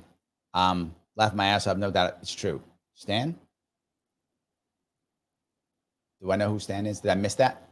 I must have missed that. I guess I missed a couple of things. I'm sorry, guys. I may miss some of these things. So your comments go by quickly. I'm trying to grab them. They go by quickly. So yes, I might have missed that one. So Shelly says, I'm pretty sure you have to use your spy shoe to contact your agent. Get smart about it. Nice. Get smart. Oh, Shelly. Nicely done. Yes, the shoe phone. Yes, exactly. But no, my agent, I'm sure, is just listening to my phone anyway. So I figured, I just let him know, don't get excited. You don't get to arrest me yet. I mean, he wants to arrest me, I'm sure, but just not yet. Yeah, that's it. Just he'll arrest me later is what he'll do. He'll arrest me later. So yes. All righty. Ron says, you're not running in CO. I said, I might. Yeah, I might. If he's not on the ballot, so I can't get a party just by writing him in. So if I have RFK Jr. on the ballot, I can get a party writing him in. I can get an independent party in New York State. So I would rather have that, obviously. But if I don't have that, I'll virtue signal. And a virtue signal vote for me would be Chase Oliver. So yes. Jess says, Larry, we're going to be able to view the INC 24 live. No, it will not be live. I saw you were speaking. Exciting. Do you still think Kennedy will speak at it? I swear he was on the schedule. Looked like a change. Yeah, he was. He backed out. Kennedy will not be there. It was going to be. That was very disappointing. The INC was going to be a big thing for him. And then he dropped out and he dropped out of that and put himself on hold and blah, blah, blah. So yeah. I'll be there. I think Dennis Kucinich is going to be there too. So there will be some people there to speak. I'm going to talk about raising money and marketing as a third party. That's what I'll be talking about. So there'll be some people there. It should be pretty interesting. It won't be live. You'll be able to see it later. So I'll probably post it here. I'll take some cuts, the whole deal. Should be good. So Grace says, I'd vote green before I vote duopoly. Me too. I've said it. Cornel West and I do not agree on many things politically at all. It's obvious we don't, right? Obviously we don't. I'd vote for him before I'd vote for duopoly. If he was on the ballot. I would. Because that'd get me a party. I fight duopoly. Grace, I'm with you. 100%. I would do that. He would not be my preferred, that's for sure. Yes. But I would rather vote for him than anything else. 100%. So Grace goes on to say New York may as well outlaw parties and just install dictators. That's what I have now. You're right. That's what I have now. I literally have no say in my government at all. And that's not an exaggeration. I mentioned this before, but to be crystal clear, when I say that, I'm not joking. I have no say in my government. At the city level, state level, federal level, all three are run by Democrats. In New York State, it is so gerrymandered, the Republicans never win. At my state level, the Republicans have not even run a candidate in 10 years. Not just that, they've destroyed third parties. So I don't have an option to vote third party. And I can't vote in the primary. The primaries is where everyone's elected because there's no competition after that. It's 6-1 Democrat Republican. We don't have open primaries. So I don't get to vote in the primary because I'm not a Democrat. So I cannot vote in the primary. I cannot run another candidate. In many cases, there is no other candidate. There's no chance. So I can't even do anything like that. And New York State does not have citizen initiative ballot on the ballot. So I can't even make an initiative on a ballot. We don't have that here. I literally have no say in my government. I have to hope there's a good king or queen. That is my hope. My politics in New York State is I hope. And you wonder why I don't want to write in somebody who make no impact. You wonder why I want a third party. Because I literally have no say in my government. There is no democracy in my area where I live. It does not exist. It's not a thing. Doesn't exist. There's an election, but it's a one-party system. We're basically here in New York City, we're North Korea light. We're not exactly North Korea. We're light, but yes. Yes. Let's see here. Sarah says, I love that Larry said the race right now is a Super Bowl with two great teams. Ha, we have him on record saying the Union Party has two great teams. I'm joking, of course. You know what? You're right. Now, you caught me on that one, Sarah. Let me try to get myself out of that one. I'm going to say with two evenly matched teams. Isn't that better? So they could both be good or both be bad, but they are two evenly matched teams. I'll say that. That's my way out of it. I hope I walked my way out of that one. So yes, there we go. John says, Larry, I think all of Trump's short video clips in the debate looked really good. Yes, no, they did a good job chopping them up. I completely agree. They did a very good job chopping them up. 100%. They're doing their best to fix it. And it's the right move, right? You've got to pull that stuff out and chop it up to the best of your ability. The problem, he's also doing it. So Osmond says, coral snakes are venomous, not poisonous. I'm assuming there's some nuanced difference. Isn't venom poison? Or is it, help me with that one, Osmond. What is the difference between those two? Are you saying venom isn't always poison? Right? Venom, I know, comes from teeth, right? I know it comes from teeth. What about from like stingers and such? Is that still venom? Maybe that's not venom. Is that what you mean? Is that difference? Help me on that one. All right. Sally says there's salt water. No coral and fresh water. Okay. Salt water. There we go. I wasn't sure. Yeah, salt water. Thank you for that. Yep. All right. James says, what will it take for Trump supporters to vote for the Constitution Party instead of Republicans? They'd have to even know that Terry was running. Randall Terry, they don't even know he's running. They have no idea he's running. I'm just being very fair. They have no idea he's even running. Sadly for the Constitution Party, I think they only have about 15 to 20 states. I know the guy who runs it, Jim Kleiman. I like him. He's a good guy. I met Randall Terry. I like him. But no, they don't have many states. I think they have like 15 or 20 states. They don't have much money, right? And I know I keep saying money. I know I do. I'm sorry. I know I do. But money matters. And they don't have the cash. So I don't think it's real. But Randall Terry is a real conservative. I mean, that dude's conservative. That dude is conservative. If you're conservative and you care about, being a conservative, that's your guy. That's your guy. So yes. All right. Thank you for pronouncing your name. Sindhani. Thank you. Sindhani. Hi, Larry. Nevada and my state are voting on ranked choice. What pros and cons do you see in this? Would eliminate potential contingent elections. It would not eliminate contingent elections because the outcome will still be the same at the end. So it would not affect contingent elections for the outcome. Now, the difference is the outcome might be different. You have a higher chance of getting a third party when you use ranked choice voting. It is not perfect. Ranked choice is not the perfect way. When I say ranked choice voting, I mean any alternative that is not first past the post. I think first past the post, meaning whoever gets the most wins. I don't like that style. I think it's a bad style of voting. It doesn't help. It encourages people to yell and scream at each other. You add primaries, it's a disaster. Ranked choice voting means, for those you don't know, basically you rank who you want to run. So in our case, if we had that across the country, there's no need for Bobby Kennedy to drop off the ballot. None. He could actually say, I would support Trump if I lost. He could just say that. What does that mean? You would rank. Say you like Bobby and then you like Trump. Say that's what you like. You'd write Bobby Kennedy first as my first choice. I ranked him as 1. You'd rank Trump as 2. And then whoever else 3. Maybe like Chase Oliver's 3. Whatever you like. You put whoever you want right then. And then things you don't like, you don't put them down. Say you don't like Jill Stein at all. Don't put Jill Stein down. Right? You put down whatever rank you want. Your first vote, the first round votes are counted. Right? If someone gets 50% plus 1 in the first round, they win. So if Bobby Kennedy in the first round gets 50% plus 1, he has 51% or 50.5%, he's the winner. Life is good. What if he doesn't get that? Everyone who voted at the first in the first round, now they get their second round votes. So someone's dropped out. The lower levels dropped out. Oh, that's not actually true. Okay, depends upon how many people are in it. Let me re-say this. I got to count everybody, not just 3. If there's ranked choice voting, everybody's counted. So there will be Bobby Kennedy, there'd be Donald Trump, there'd be Kamala Harris, Chase Oliver, Jill Stein, and Dr. Cornel West would all be on the ballot in this fictitious case. Did somebody get 50% plus 1? If so, they win. Done. They win.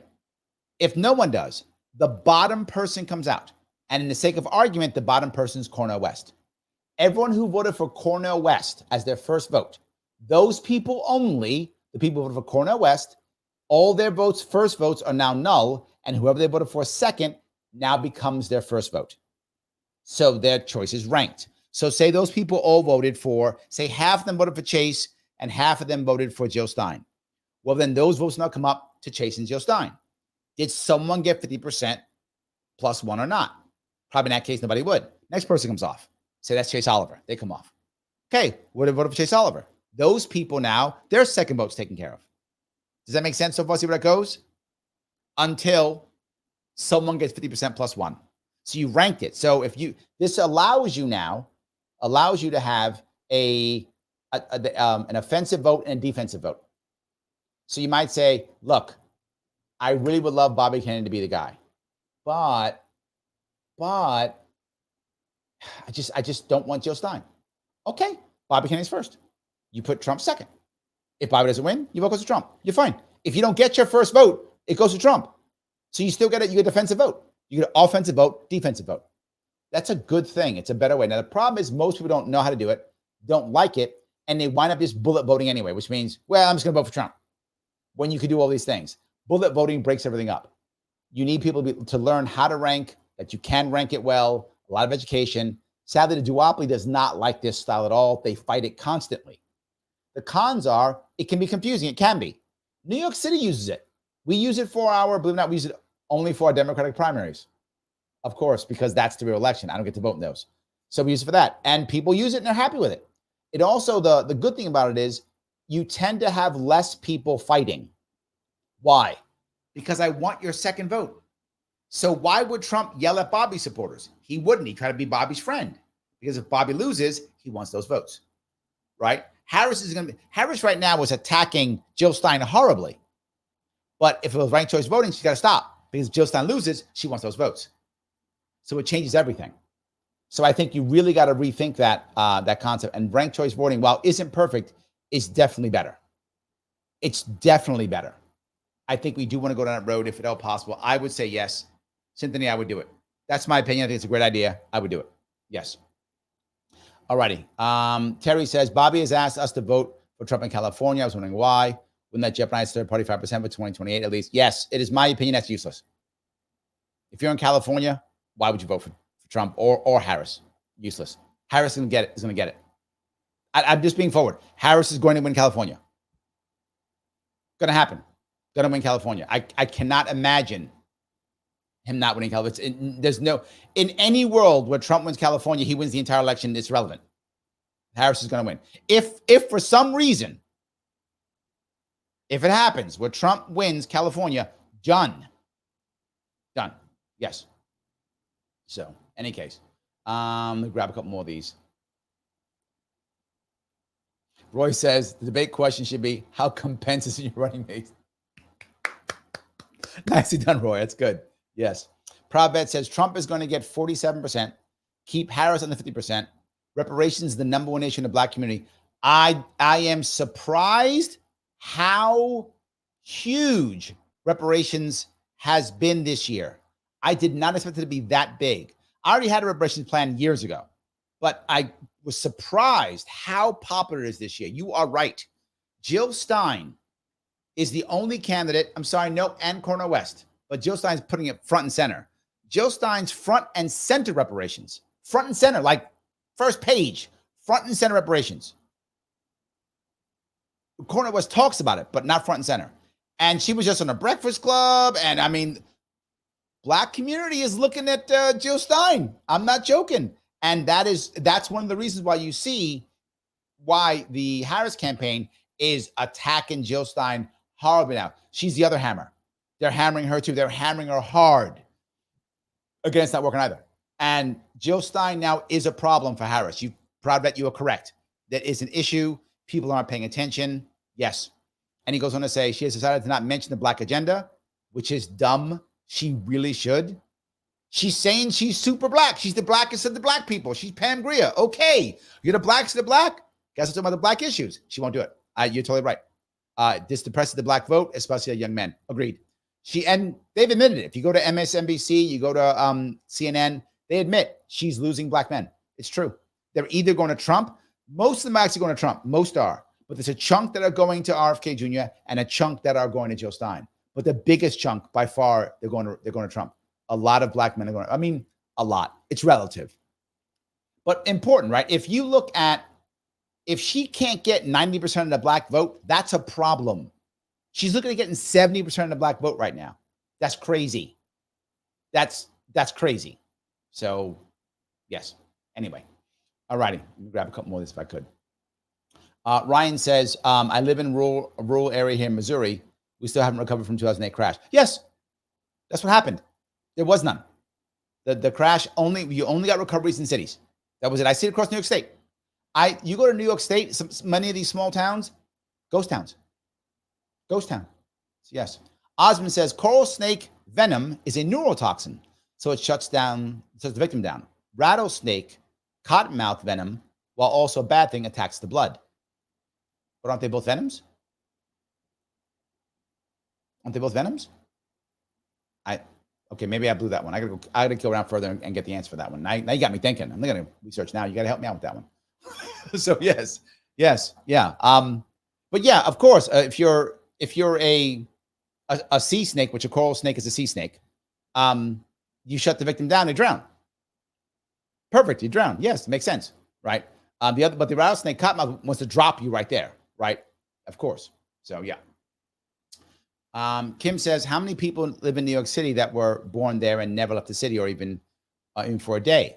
A lot of people have. A lot of people have. You'd be surprised. I would bet 500,000. The worst part was people who born and raised in New York City and never see the sights, never see the Statue of Liberty, never saw the Twin Towers when they were here, never see Wall Street, like never just kind of sit in their neighborhood. That happens too. It's crazy. That happens too. Yeah, it is nuts. All righty. Right. Osmond, you really are about the snake here. The thing about coral snakes is they're relatively docile unless you handle or step on them. I wouldn't step next to a rattlesnake. Well, yeah. Yeah. Michael says the 14K number came from the governor said that. Oh my God. Wow. And Mike goes, no, it's 20,000. Jesus Christ. That's insane. That is insane. Grace says 15,000 Haitians are in Springfield. I'm in Ohio. It is that much. All three times. Wow. It is crazy. Absolutely nuts. How does anyone take 25% of the population and just increase it like that? I don't know how you do that. It seems crazy. Joel says, don't these cities or areas get funding for civilian immigrants? Yes, they do. I remember a lot of the Serbs entering Syracuse area under some dollar deal in 1990. Yes, they do. Yeah, they get support. Yeah, of course. That's what it's about. It's now become a migrant industrial complex. I covered that a couple of shows ago. There's a way that it actually works. I'll give you the quick way around it. You have people who have hotels. So I have a hotel. The lockdowns hit me, destroy my hotel. Hotels are shot. What do? I try to trash Airbnb if I can. So I had the government destroy Airbnb because I can't do it. So I used the law to destroy Airbnb. But the city's still a disaster. Crime, problems. What do? People don't want to come to my city. Now what do? Okay. I'll take in the migrants and they'll pay me. At first, they were taking the homeless. So there was a homeless industrial complex. The hotels take the homeless in. Why would you take the homeless in? They'll keep it, I'm not joking, 4 or 5-star hotels. Yeah, because government's paying them. Government's paying them $300, $400, $500 a night to keep these migrants, feed them, keep them there, right? Here's the best part. Do you have to service the migrants? I mean, the homeless people? No. Most of them have problems and issues and concerns. No one's going to listen to them. They don't really have any rights, really. They're just in the way of you getting your government grift. So you give them the minimum basic services. They're satisfied because they don't have anything without it. They take it and shut up. You make a bunch of money. Your hotel's filled every night. Well, all of a sudden, the migrants came. See, the homeless was coming from the city and the state. The migrants came. That's federal money, Joel. That's the big money. And that's the guaranteed money, the federal money. So I'm not joking. There were stories about this. And Mike was here. He knows. They started throwing out the veterans, the homeless people. Many of them were veterans, throwing them out. Why? I want migrants. Why? They want more money. And migrants have no rights, right? Homeless have hardly any. Migrants have none. I can exploit them all day long. Life is good. My hotel is filled. Government gives me guaranteed money. Life is good. There were hotels that literally have shut down. They don't take any people anymore. They don't take tourists anymore. I'm not joking. Is it Roosevelt? I think it's the Roosevelt already. I remember that popular hotel. Only takes migrants and homeless. That's it. It's a massive grift. They don't want it to change. They don't want to ever change. A lot of these guys don't even live there anymore. They don't have to. So I own the hotel. I live in Florida. I just collect my government cash. What happens, happens. You never have to fix the hotel up because they never complain. They do. They're migrants. They have no rights. Who cares? Who are they going to complain to? Nobody. They call the cops. They're migrants. They don't care. Nobody cares. It's a massive grift. Yes. I wish it wasn't true. They're doing it, not just that, they're doing it now with commercial spaces. Well, because commercial spaces are empty in New York City, right? Who's going back to town? They're not. Who's going back into the place? They're not, right? So now I own a building. Okay. Well, no one's renting out my building. I'm in trouble. Here comes, 75 migrants. Hey, can we be in your building? No, it's against the law. We'll pay you, 10 grand a month. What? 10 grand a month and off the books. It's fine. We just want to give you 10 grand a month so we can stay here. Okay. Takes the money. The migrants go in. They get squatters' rights. He keeps paying them. Now, most of these heavy hitter guys who have big buildings, they have thugs of their own. I'm not joking when I say that. They have thugs of their own. And the thugs are usually construction guys. And so if you are a problem, they'll just do construction over your head all day long till you leave. That's how they're thugs. And they'll bother you and bug you. And they'll attack you with other stuff. They're thugs. So they leave their thugs alone. They let the migrants stay there. Half of them are gang members. I'm not even joking. That's the truth. And that's why they keep all the stuff they steal. They keep them in commercial buildings. The buildings are blocked up because they're closed officially. So no one thinks anybody's there. Cops don't go by. Nobody goes there. There's 75 migrants. And they're getting $10,000 a month in their pocket. Everybody's happy. I'm not joking. I wish I was. I've said this publicly more than once. No one's getting mad at me. No one's yelling at me because they can't. They know it's true. That's literally happening. So there we go, Joel. You have been answered. You have been answered. It's all a big grift. All a big grift. So yes. Instant Defense says a coral snake will kill you in 24 hours. The poison doesn't affect the victim before 12. Is that right? That seems very inefficient for a snake. I'm going to bite you. I will eat you in 12 hours. You're going to follow you around. That doesn't make any. That can't be true. 12 hours. Why am I going to bite you then? And if I'm going to beat the snake, I'm going to kill a snake before I die 12 hours later? I don't know. That doesn't make sense to me. Yeah. Grace's abortions went up in 2023. I know. And I told people that. I told people. They didn't believe me. Yes. Gerard says, I'm pro-choice, but I was disturbed when I read about late-term abortions. Me too, Gerard. I am with you. There is the advantage of all this happening is there is one part of what Trump says about this is absolutely true. there is now going to become a norm, whatever that norm is, which there wasn't one. There will become a norm. I'm not sure what that's going to be, but there's going to become like we all have like age of consent laws and such. This kind of thing will happen in some way, shape. It'll be like whatever, 20 weeks or 15 weeks or whatever. I don't know the weeks. I don't know what the right answer is, but that will happen. And the reality of it is women will have a massive say in it because people just listen to women in this case. Women are going to make a decision. They're going to say the number is whatever the weeks are. Again, I don't know this. Women are going to tell me this is the number of weeks. And the state's going to go, okay, that's going to happen. Probably in about a year or 2, 3 years. That's going to happen. So yes. Sarah says, seriously, never in my life have I known someone pro-abortion, but the access to abortion is humane. Yes, to making it more supported to bring babies in the world. Yes. I've met people who are actually pro-abortion. I have here in New York. They are proud. They wear shirts that tell, I'm not joking. They wear shirts. Mike's here in New York. I'm sure he's seen it too. They wear shirts that announce how many they've had. I am not joking. They wear shirts that announce how many they've had. And that happened only since they got rid of Roe v. Wade. Yes. All righty. Adrian says, how many would be shocked to learn that there are hundreds of thousands of children who cross the border alone and no one knows where they're sent and where they are now? Oh, no. That's true. You're right. Yes. 100%. That's a problem. That's my whole point, Adrian. My whole point, right, is that we should know who's coming across and have a plan for them. Again, we're very clear. I'm not against migrants. I'm against migrants with no plan and no way of knowing who comes here. And we've lost both of those. It's embarrassingly bad. Snork Y2K, thank you so much for the $5. My father had someone get bit by a coral snake during the military training. Victim was dead before the medic got to stretcher. See, that makes sense. See, I can't see a coral snake biting you and saying, I'll eat you in 12 hours. I'm with Snork Y2K on this one. I don't think it's a wait 12 hours and I'll eat you later. I'm with Snork on this one. I think that's what it is. I'm with Snork. There we go. So yes.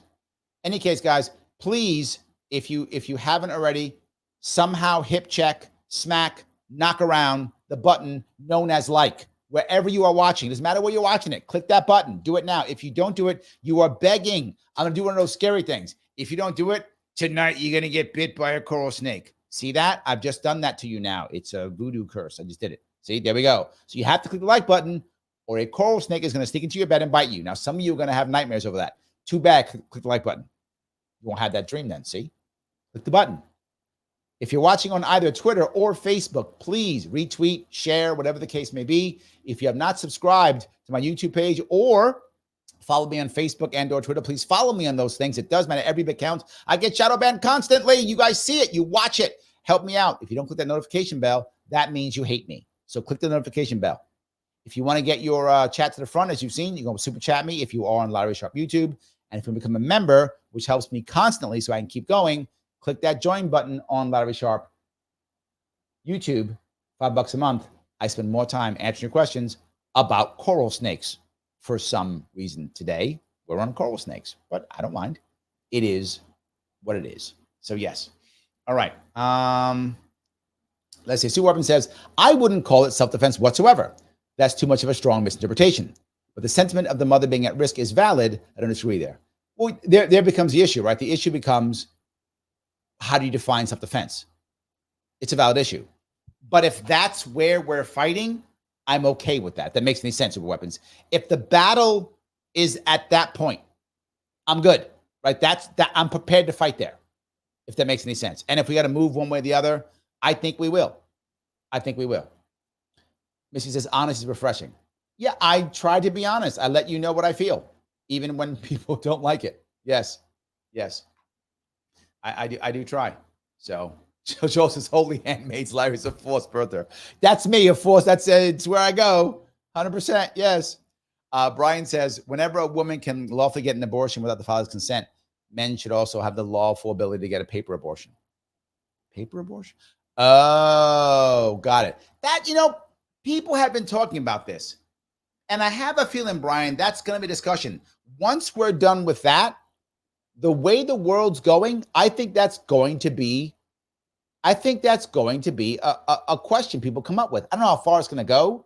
I think our society's not ready for that. For those who don't get what he's saying is there is a movement in the men's movement, I think more than anything else, but other people doing it too, that's saying if a woman has a right to terminate the birth and say, I don't want the baby, or decide, no, I want it, regardless of whether the man consents, the father consents or not, then the father should be able to say, well, I don't want the baby. If you can terminate it, so can I, but on paper, meaning I'm not paying for it. I can tell them up front, I'm not paying for it. Decision I make, I don't want the baby, I'm not paying for it. Then a woman can then go, well, if you're not paying for it, then I don't want it, or I don't care, I want it, or they both consent to wanting the baby. Now, that is very controversial, but people are talking about it. That's a thing for like 2028, 2026. That's not a now thing at all, but I do think that will start coming to the forefront. The men's concept is working more because with women being more equal, actually making more money than men now. If you're under 30, women are beating men in every single way you can possibly beat men. Women under 30 make more money. They have a higher chance of being hired. They have higher paying jobs. They're more educated. They have more friends. You name the thing. If it's under 30, women are beating men in every way you could possibly. They're beating men. Now, still, that's not true over 30. Depends where you are. It's a gray area. I'm using 30 as a gray area. But in that area, it's over 50, men still dominate completely. But under 30, women completely dominate. So men are like, she's got more money. She got a better job. She got all this stuff. Is she going to make me pay for stuff? So I'm with you, Brian. I think that will begin to happen. That's not for now. We haven't figured out the abortion issue yet. When the country gets what the abortion issue is, when we dealt with that issue, that'll come, I don't know, 2-4 years later, and we'll figure that out too. There may be some rule on like, I don't think they're ever going to let men not pay. I can't see that. But might there be fairer rules for men? I think that could happen. There could be fairer rules where men get X or Y or don't have to pay as much if the woman makes more money. And generally speaking, when it comes to child support, men get hammered. I think that may change. They may not get hammered as badly. It would be my gut. I don't think it'll go away though. I just don't think our country is ready for that. So just my view. So, all righty. Terry says, that's true, Sarah. My wife worked in mental health. Yes, pro-choice here, and I agree with Larry. Oh, thank you. Yes. Keep going down here if I could. All righty. Sarah says, maybe everything always comes down to having stronger and more supportive communities. It always does, and we've lost it. And this is there are many reasons why I'm libertarian, but one of the biggest ones I am, as I say all the time, when you add government, you by default remove community. When you add government, you create monopoly, which means other options don't pop up. When you add government, communities begin to forget how to defend themselves, and they rely only on government. And here's the problem. Government is not about helping. Government is about serving. It's a big difference. So if I have a problem, government will give me services. What if it doesn't solve my problem? Doesn't matter. I checked a box. You got services. But did it help me? I'm not asking that question. I checked a box. I gave you services. Communities want to help. Nonprofits who are not government sponsored want to help. Who are not government sponsored want to help, right? They have their donor base. They want to help. That's how they get their donors, by helping people. It changes the whole rules on this.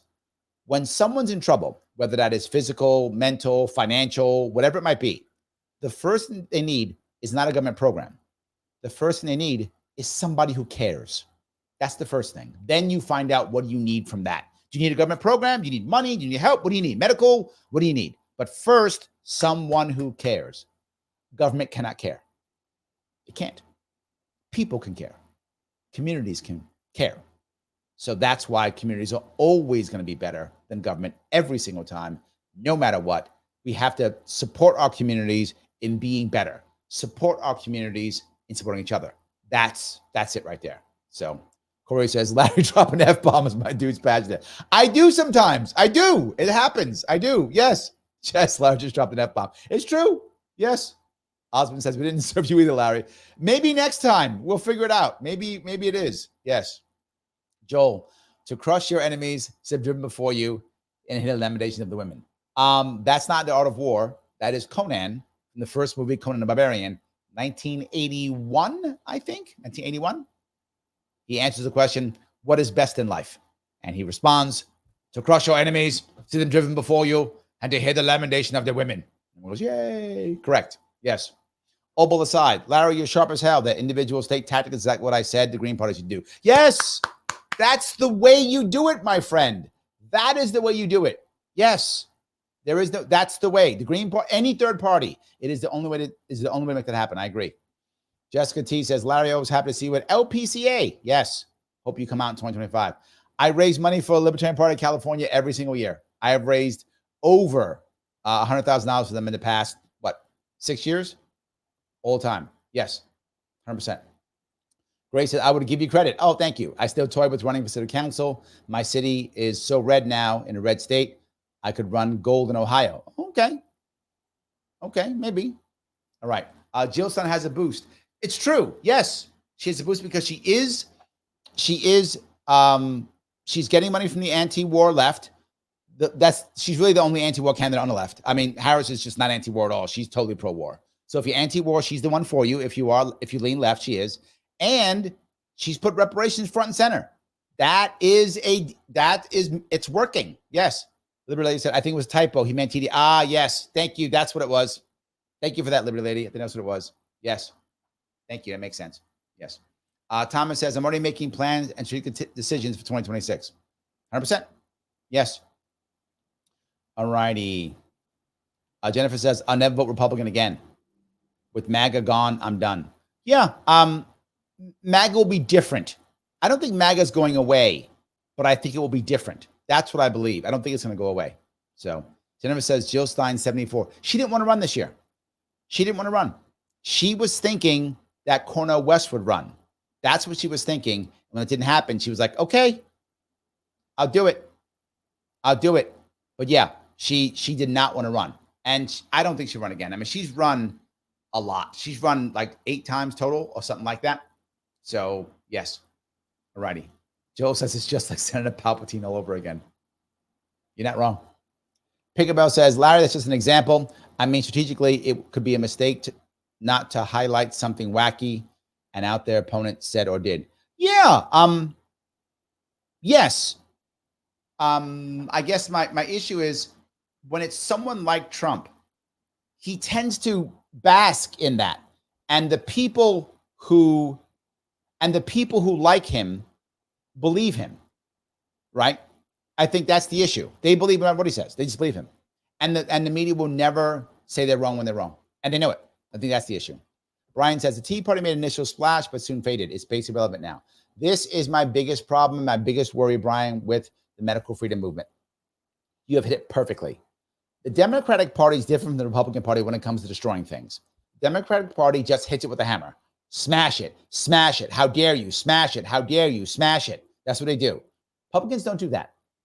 They absorb and smother. Republicans took the Tea Party, absorbed it, sent all their member Tea Party leaders. They're all on like Newsmax, OAN, Fox Weekend Show. They got rid of them all, sent them off to the farm, got them some cash. They absorbed the Tea Party and got rid of it. It's now just kind of sitting there like, well, I think we have it. Same with the Freedom Caucus. Freedom Caucus was started by Justin Amash, Thomas Massie. Amash is gone, and Massie is off the corner, anti-Trump.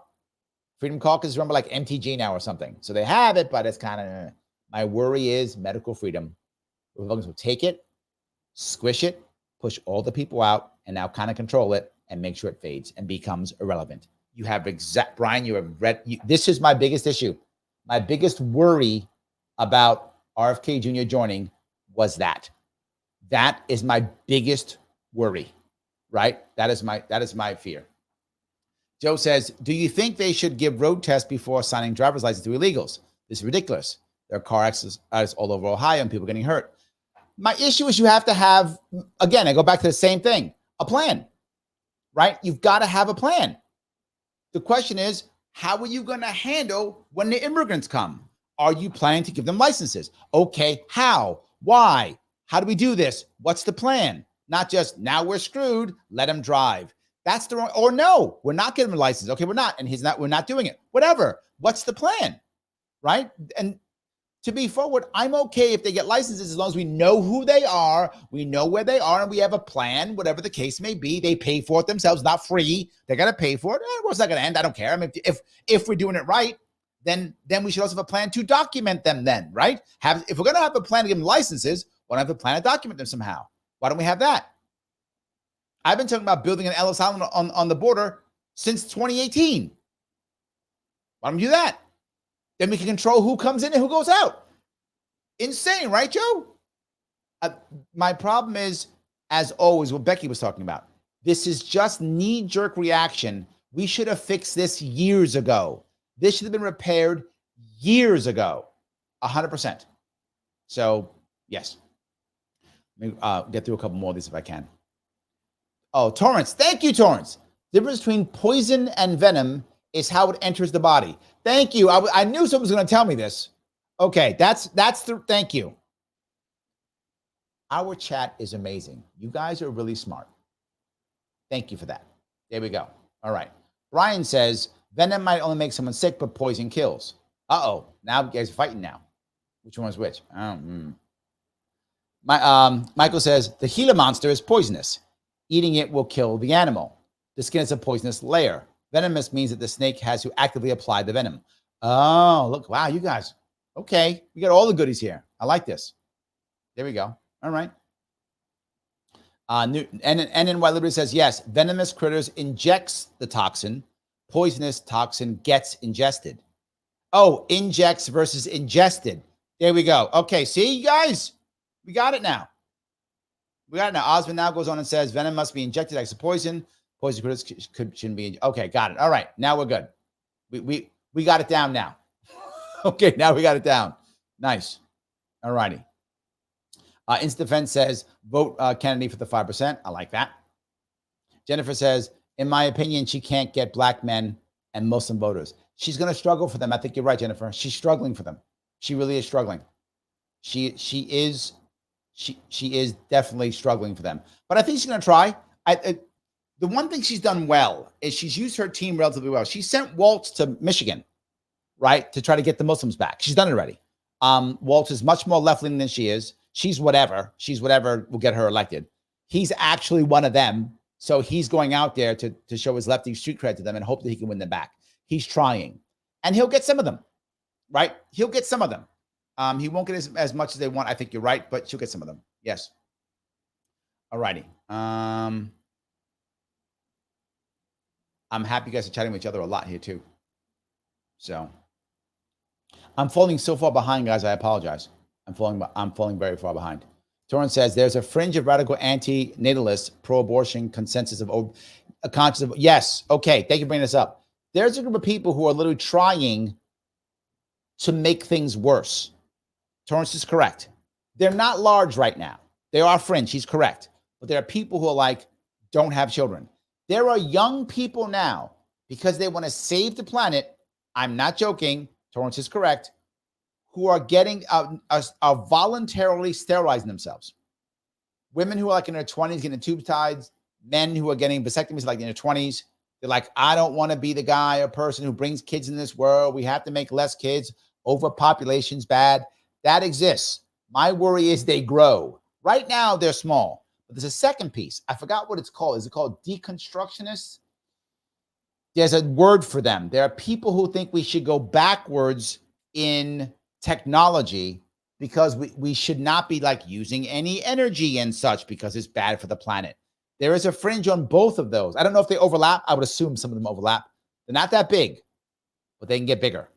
So we have to find answers. We really do. We have to find answers. Christy says, what do you think about the Maher movement?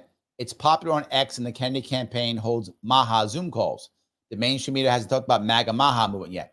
And the reason is we talked about earlier in the stream. I don't know if you were on the stream earlier. The problem is this is one-sided. What I mean by that.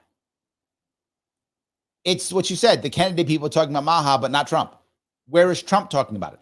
Right? Where is Trump bringing these people out? If Trump doesn't bring the unity ticket out, he is going to suffer. Trump needs to bring the unity ticket out or he's going to suffer. And he hasn't done it. Eventually, people are going to get upset and be like, why am I here? You don't care about us, right? You don't care what's happening. You're not paying attention. You don't care. That's an issue. Yes. Torrance says, Torrance, you are out here now. Women only make more money than me because my pics and my feet are not in high demand. Okay, don't be mad because we don't like your feet. You need to get some better feet then. So I'm saying. Some of us are hot, all right? We'll pay some big dollars for those. Just saying. I'm teasing. But no, there is something to that. There's a chunk of women, and it's not a large chunk, but there is a chunk that turns around this too. It's a fringe of women who have decided that they don't want to use the freedoms that they have and their four mothers have grown, and they don't want to go out in the workforce and do things. They want to sit at home and be OF fans, OF models, and Instagram fans, and show their feet and stuff. There's a chunk of people who are doing that. Women are like, hey, I know I got a master's degree or I got a degree in something, but why should I go work when I can stay home and take pictures of my feet and make a bunch of money? There's a chunk. And the question becomes, does that grow? I would hope not. I would hope not. So, but yes, there is a fringe on that too. That's absolutely true. That is happening also. Joel says, I'll use that father's financial abortion argument, and they usually say he should have thought of that before I got pregnant. Yes, but they won't use it against her, right? That's the issue that will pop up. Now they won't do it. You're right. We'll solve that issue, right? The reason why they use it against you and not her is in the past, the woman was reliant upon you, right? You were the one who was able to grab her, and she was reliant upon you. I understand the logic behind that in the past. Those days are long gone. Young women do not require young men to survive. And you may be unhappy about that or happy about that. It doesn't matter. It's true. Young women do not require young men to survive. They don't. I'm sorry. In a relationship, they need them for other things, obviously. But in a relationship, they don't require them to survive. Young women can survive on their own with even a baby and be fine. They can. That was not true before. Now they can. So when that happens, and also a lot of young men are struggling. I mean, as I said, 8 million young men have pulled themselves out of the entire market. A lot of them are struggling. So I do think that may begin to change. It'll be years. I don't think they'll ever tell men to be off the hook, but I think they'll change it. I think they will begin to change it. So yes. Jennifer says, child support is minuscule in my opinion, but I was the mother of a child in a marriage. My ex didn't like paying $90 a week. There are definitely, look, here's the worst part about right now with most family court. It is getting better. But with most family courts, if you are a bad guy or bad gal, you get away with everything. That's the problem. The courts are made for the deadbeat dad to get away with it and the crazy wife to get away with it. That's what they're made for, right? But if you're not a crazy wife, you get hammered. If you're not a deadbeat dad, you get hammered. That's how the courts work. And in New York State, for sure, most states, that's true. So if you're actually he's a crazy ex. If you get off, you're great. You're actually a deadbeat dad. Oh, you're fine. Oh, you're not a deadbeat dad? You're not a crazy wife? Huh. We're going to hammer you. So that's the issue. So and that's what we have to fix. And I think it is getting better. And I think it will start getting better. I think it will start getting better. Grace says boys are struggling in school more too. It's getting worse. Yes. Young men are in trouble. And that's why the laws will eventually change, because young men are in trouble. Women have grown and they're in a much better spot. So yes. Jamie says, I literally had to Google paper abortion. Yes. When it becomes a common argument, I'll have my popcorn ready to watch my liberals do mental gymnastics and get all twist up arguing against it. Yes. Yeah, absolutely. Agree with Larry that education / conversation / options, support for mom / easier adoption / childcare options make abortion rarer without using government force to control women's choices. And where is the guy's responsibility? No one make the guy do anything. He can just walk away, and he often does. Again, depends, right? Generally speaking, if you just leave the state, yeah, Roy, you're right. That's the point. If you're a deadbeat dad, New York State's good to you. But if you try to do the right thing, you showed up, you got to pay for the deadbeat dad. They hammer you. So that's my point. Yes. Kim says, I clicked like 27 times. Thank you. Did it come up 27? Maybe. Yes. We'll see. Jennifer goes on and said, my father took my mom to court to lower support. My mom is poor. My father has money. The court always increased support when he tried to lower it. It ended though. They were also married. Sad. Yeah. Adrian says, the Muslim American Public Affairs Council endorsed Jill Stein recently. Yes. And her running mate, I'm pretty sure, is Muslim. I think her running mate's a Muslim. And so is Cornel West running mate. I think they're both Muslims. Yes. Absolutely. Joel says the Tea Party was too dangerous to the duopoly, so they killed it. Yeah, anything is. Yes. Absolutely. They all are. Yes, absolutely. Everything that will change, make anything. Yeah, of course. Let's see. Yeah, Mike says, yes, Butch Ware. Yeah, he is a Muslim. I thought he was. He is a Muslim. Both of them have Muslims as their running mate. So look, they're looking for that. Muslims are what, 4% of our population? 3 or 4% of our population? That's enough to change the election, right? That's enough, right? That's enough. 100%. So, yeah, absolutely. Alexa says, Jennifer, they have a site called Feet Finders for that very day. Yes, I'm just telling you, it does. Absolutely. Jennifer does say, I need to get an OnlyFans. Can my feet make me cash? Yes, indeed, they can, Jennifer. You might have to, do them up nice. You have to do them up nice. So it might cost you a little bit of money to, get professionally done up nice. But yeah, you can probably make some cash. Absolutely. 100%. All right. Let's see. Philadelphia Yeshiva says, I also couldn't find the Ballot Access headquarters page, but when I Googled it to the link, it took me there. It has been updated since he suspended this campaign. They don't want you knowing about it. Right now, Kennedy is in about 32 states currently. As of today, he's on about 32 states. That's where he is right now. So yes, that's where he is, 32 states. We'll see what happens, how far he'll go, what the next steps are. We will. All righty. Ryan, thank you for $2. Trump needs to send RFK and toast to the 7 states. Yes, yes, and yes, Ryan. Yes, that was my entire point. Yes, this is a one-sided thing. It's not going well for him. He has to make it two-sided, and he's not. It's just them supporting him and not him supporting them. You're not going to get the people who love Tulsi and RFK Jr. to vote for you if you don't at least act like you care. It's going to hurt him if he doesn't do it. He's got to do it. That's really the issue. You have to do that. That's all I'm saying. There we go. Grace says, snakes and feet. You have it all here, Larry. Great. It's an AMA. It's Ask Me Anything, right? I wasn't joking when I say that. I'll talk about it. I don't care. By the way, you guys don't know this. Next Saturday, coming up here, not today, but next Saturday, 3 p.m., I will be on Mike Voss's program. I'll be on his. It's, hold on. Mike, put up if you're still here, it's Tears of Voss, TYRSOFVASS. I think that's right. Tears of Voss. I'll put it up in here so you'll see it. And we're going to be talking about the top 10 sci-fi villains. That'll be 3 p.m. next Saturday. So Voss has his new show talking about that. It should be pretty fun. If you like sci-fi, you want to hear me and Mike yell at each other about how right I am, because I'm always right. So he'll yell at me how right he is, but it's fine. We'll do it either way. So it won't be a feet conversation, I don't think. It won't be a snake conversation, but it will be a cool sci-fi villain conversation. And I will be correct, Mike. I will be correct either way, so you know that. Guys, please click that like button. I bug you. Like button. You got to do that, please. If you can share it, share it. Whatever the case may be. Yes. Mike says he's walking the dog now. So he'll post it later. So we'll post it. Same time with Mike, it'll be 3 p.m. Me and Mike, 3 p.m. next Saturday. We'll be doing it. Absolutely. We'll check it out. And we'll see who you pick. Yes, yes. I'll be right either way. It doesn't matter. Anyway, I'm teasing you, of course. I love you guys. Please, after this is over, please do me a favor. Come back and do a comment. Every single comment does matter. If you can, I love it. It really helps.